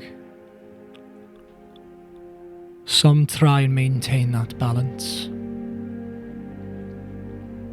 Others try and tip the scales into unbalance. And what of our bargain? It remains the same until the aspect rears her head again, or? No. That is what I have come to discuss. You, Sadien, have completed your end of the bargain. You found the blind spot in my vision, and you expunged it. Our contract is now fulfilled. And so, I come to you now. Should you wish it, I shall take my gifts, I shall take my leave. You need never hear from me again. I shall leave you be, and you have the rest of your life to pursue whatever powers you wish, and to gain them of your own accord. You just say the word.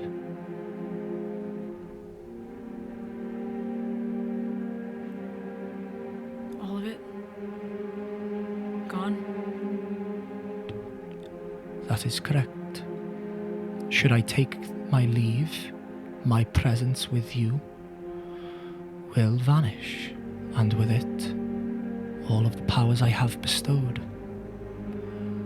Our agreement is of a particular kind. A cleric is gifted via faith and devotion, and those gifts last. Your gifts come from a contract. It is not the same. Okay. Well, can I think about it? Or do you need a decision now? I do need to get back home, alive. You do. You have to save your mother, which I am sure you would like to achieve alive. If possible. And she plucks at a talon, performatively, nonchalantly. There are other darknesses in the world that you could be on the lookout for. I am sure that there will be darknesses that come to you, and you might need to protect yourself.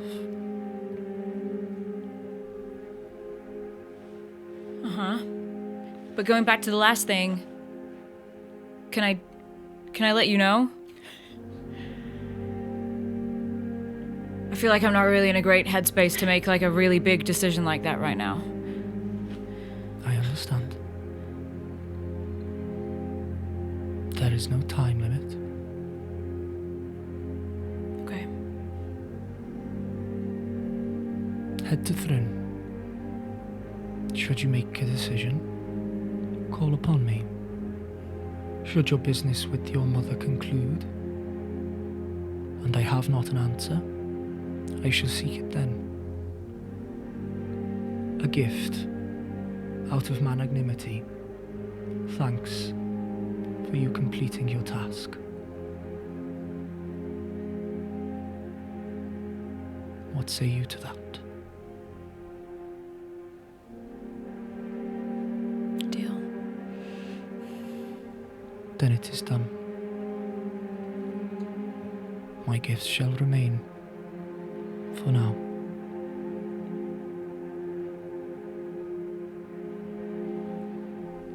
Sorry, before you go, could you do something about Siggy? I think I have granted you and your kin enough favours. Okay, worth asking.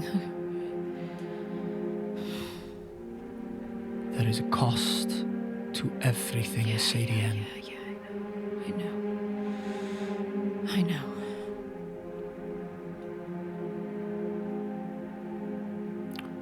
Such things as these madnesses cannot be cleansed by the snap of the fingers. You must pay a price. Before I take my leave,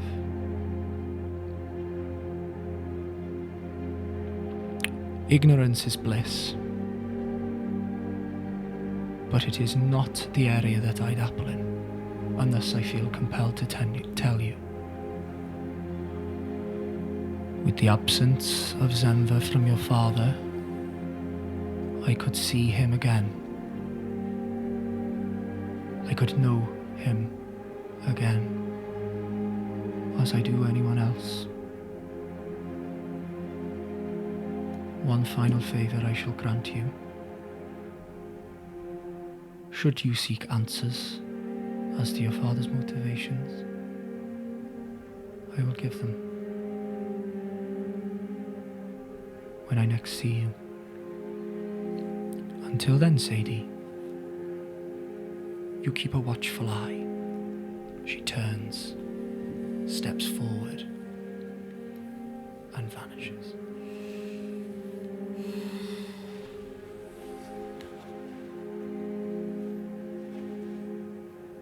Just lift up my hand and feel the arcane. You try buzzing. and summon something. What cantrip? Just are you like trying the to energy invoke? that would be used to throw out a bolt, just like that initial. There is that tingle that you know if you push into will become a crackle between your fingers that will create that bolt of force.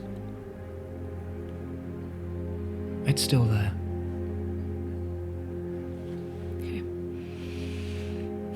I go back towards the tavern. Sigismund is just writing in his book.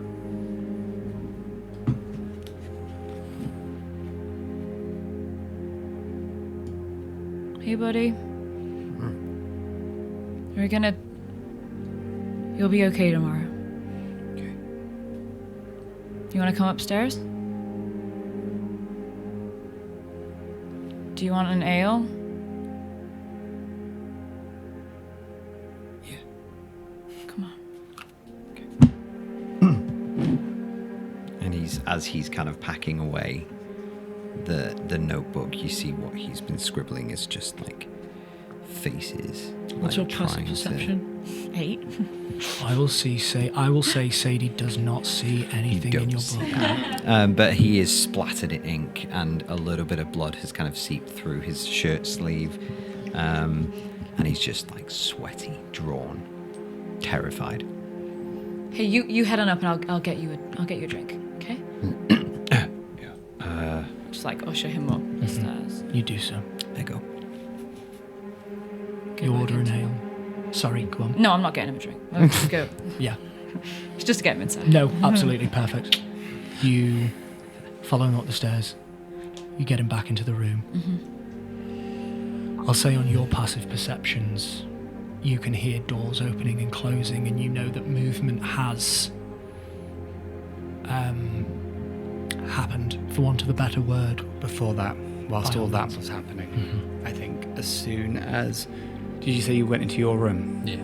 I think as she heard the door open, Willow would kind of like come to her door, look out, and see that he's gone left, not right, where she was, and see him go in his room. And she'll just wait a couple of seconds and then walk over to Cricket's room and open the Yeah. door. You can do so. Yeah, and just, hey, I'm just going to shut the door. Hi. Hey, you okay? Yeah, you okay? Yeah. Yeah.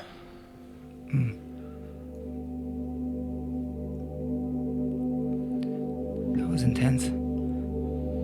Yeah, it was. What would you have done?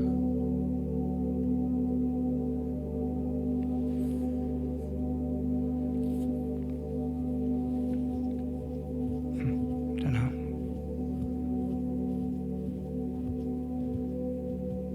I think I miss seeing my dad. I don't hate him for being gone. It's hard to think if I was in Sadie's shoes. Yeah.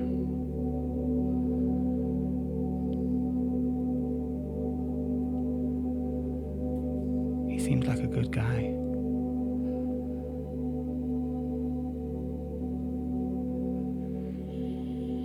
A good guy or a good liar?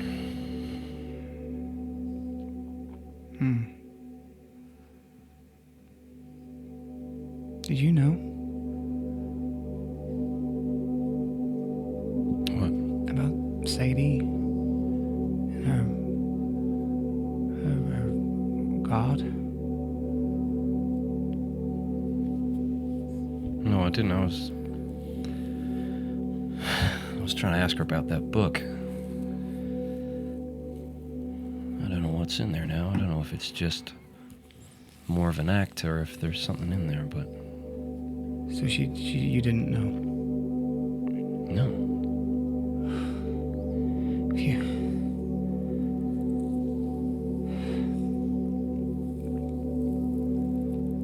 What?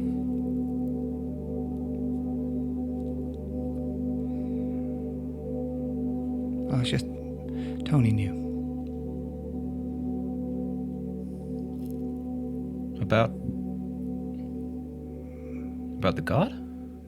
Yeah, and I feel like more, but Well, like maybe their gods were talking to each other? I mean, she knew of. It was a god of night, so moons thrive in the night, Yeah. where they're at their best.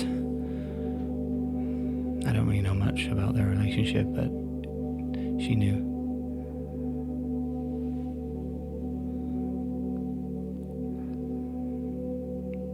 But you didn't know. No, I didn't.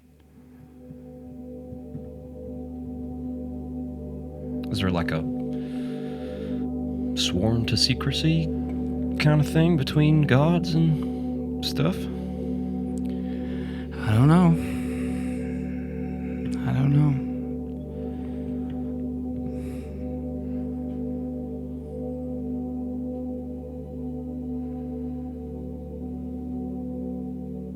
We need to be careful, Cricket. Me?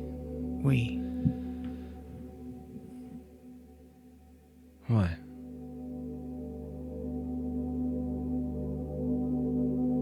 Everyone's tied to something.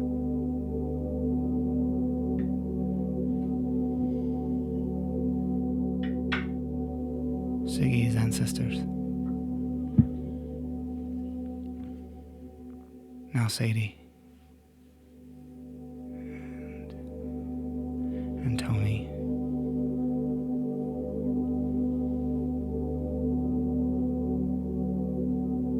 Everything comes with a cost.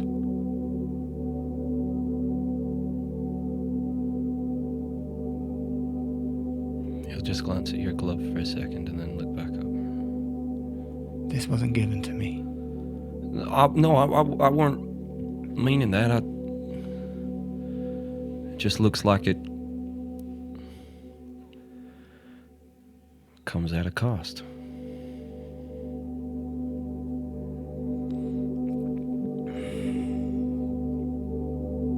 I weren't saying anything, Willow. I didn't mean that. No.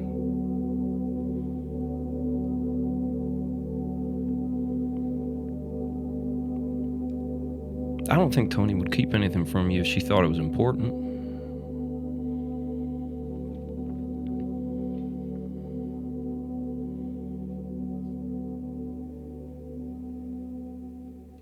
She's not telling me everything.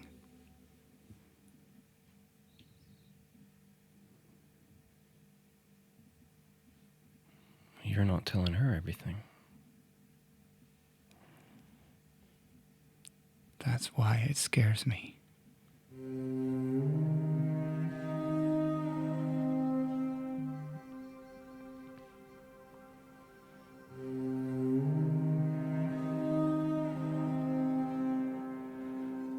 But I know my secrets. I don't know hers. All I know is that she's aligned with him.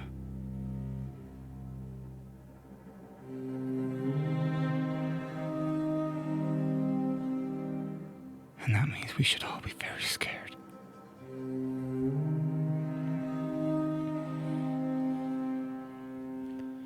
I don't know what you mean, Willow.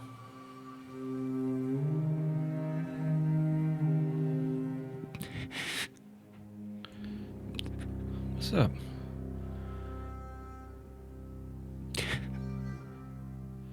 Come here, I don't understand any of this. I don't know why no one's telling no one nothing. Come here.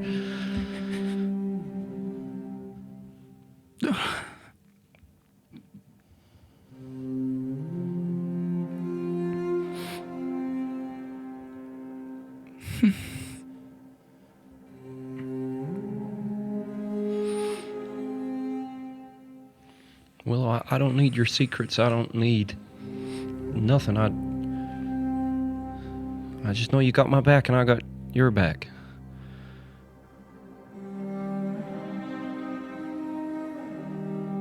I've not seen you like this. What's going on?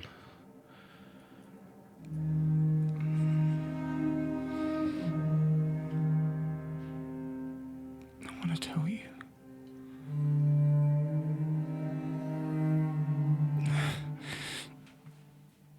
I want to tell you so bad, but I'm not pushing, but I'm right here.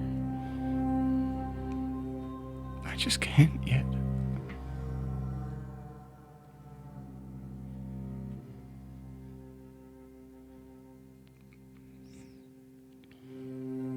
But Cricket, promise me you won't accept anything from him.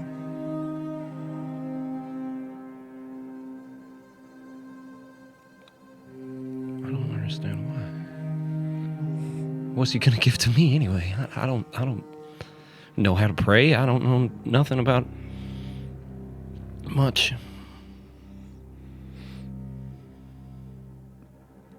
Just don't accept it.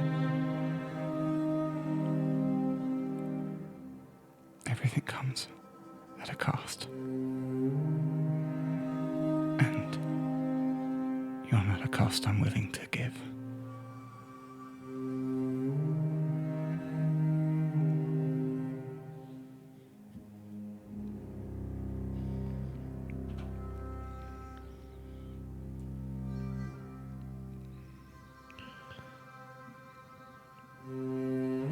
What have you given? Can you tell me that? I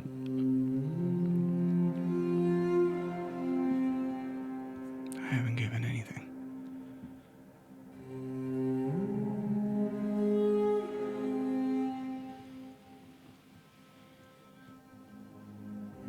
Are you scared of him? No.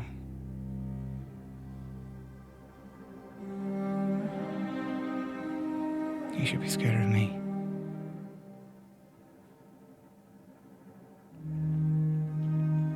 Well, maybe he is. He's seen you kill one god.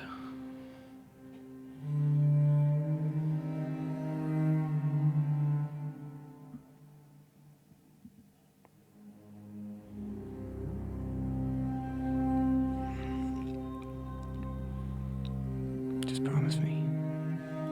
Yeah, sure. I promise. I don't know what he's gonna need from me anyway. That's fine. I promise. But I think if you're worried, you need to talk to Tony as well.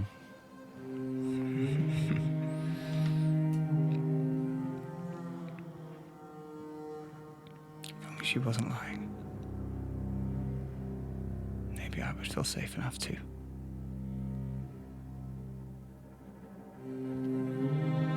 Take some time if you need it, but you gotta let someone in. I am. My home.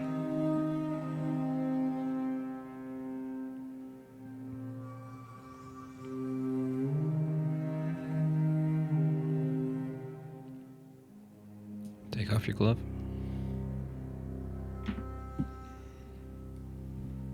Check that the door is shut.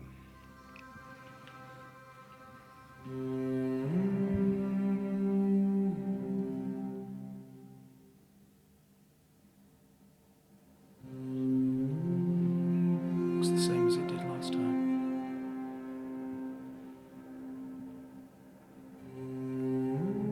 Okay.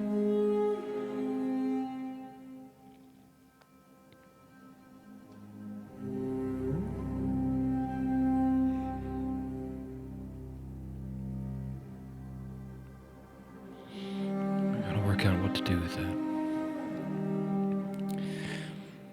Mm-hmm.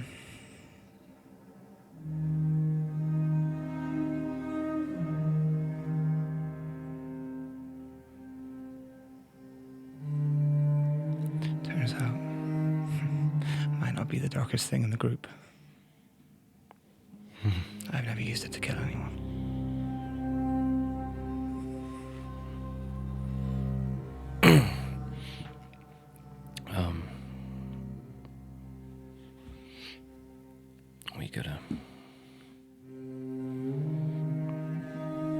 We gotta stay close if that kind of stuff's trying to get between us. I know you don't want to talk to her, but maybe give her a chance to talk to you.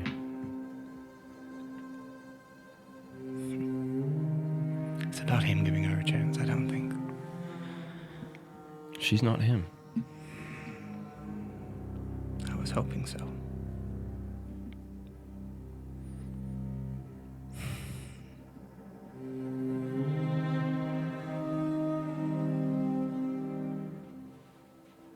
I hide this because it's dangerous. I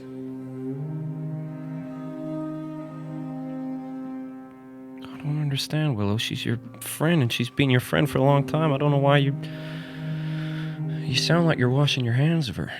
No. Oh, God, no. I can't imagine my life without her. I need her.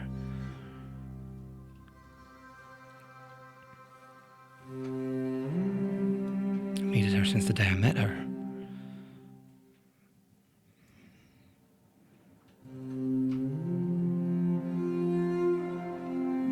Maybe just try and give her a chance. She might just be taking her time to tell you something. We shall see.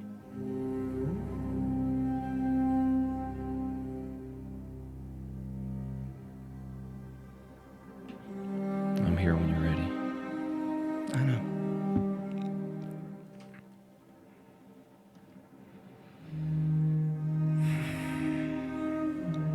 I think she kind of takes a moment in front of Cricket where she just closes her eyes and just does like 3 deep inhales and exhales.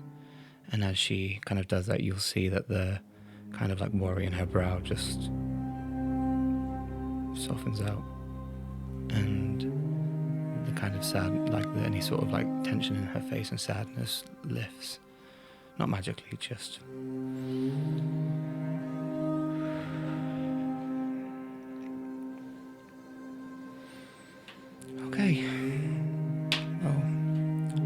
Catherine, so Yeah. make sure you bring your barrel. Well, it's in the other room, but don't forget the barrel. Yeah. Maybe that'll give Siggy something to do with his hands as opposed to scratching. Yeah.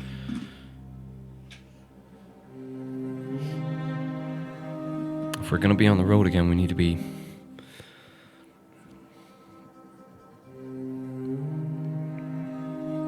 as honest as we can be.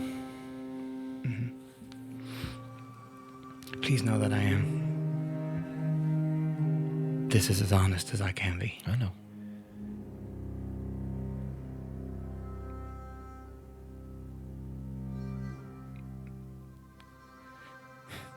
Just don't hate me when I am honest. And I'm gonna get up and walk out of the room. Where are you heading back to? I'll head back to the main... The main room. The main room? You walk on in and it's just Tony. Cricket, do you follow? I think I'll probably sit with that for a minute or two and then meander through. You have a minute or two with Tony. There's the barrel. Cricket, your barrel's in here, just like I said. After maybe 30, 45 seconds, Cricket re-enters. About 30 to 45 seconds later than you would want him to, but c'est la vie. Got everything? I do now, yeah. Stevie just went outside. I don't really know why. Okay. You doing okay? I'm alright. Good. Just a lot. Yeah. You hear the door go. In shuffles Sigismund, closely followed by Sadie.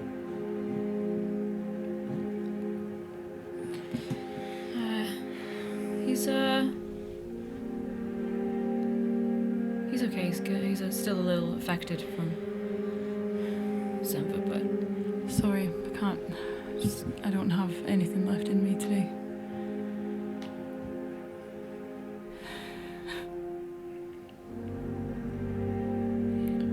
What a fucking mess we all are. Huh? Would you carry my barrel for me? Yeah.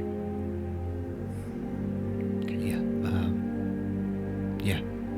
I will. Do we want to leave now, or Yeah. what's the plan? let's get out of here. Let's get the fuck out of here. Okay. Let's just focus on us for a bit. Okay, guys? We'll come back if it feels right, but... Crucible can do their thing. The Agar can do their thing.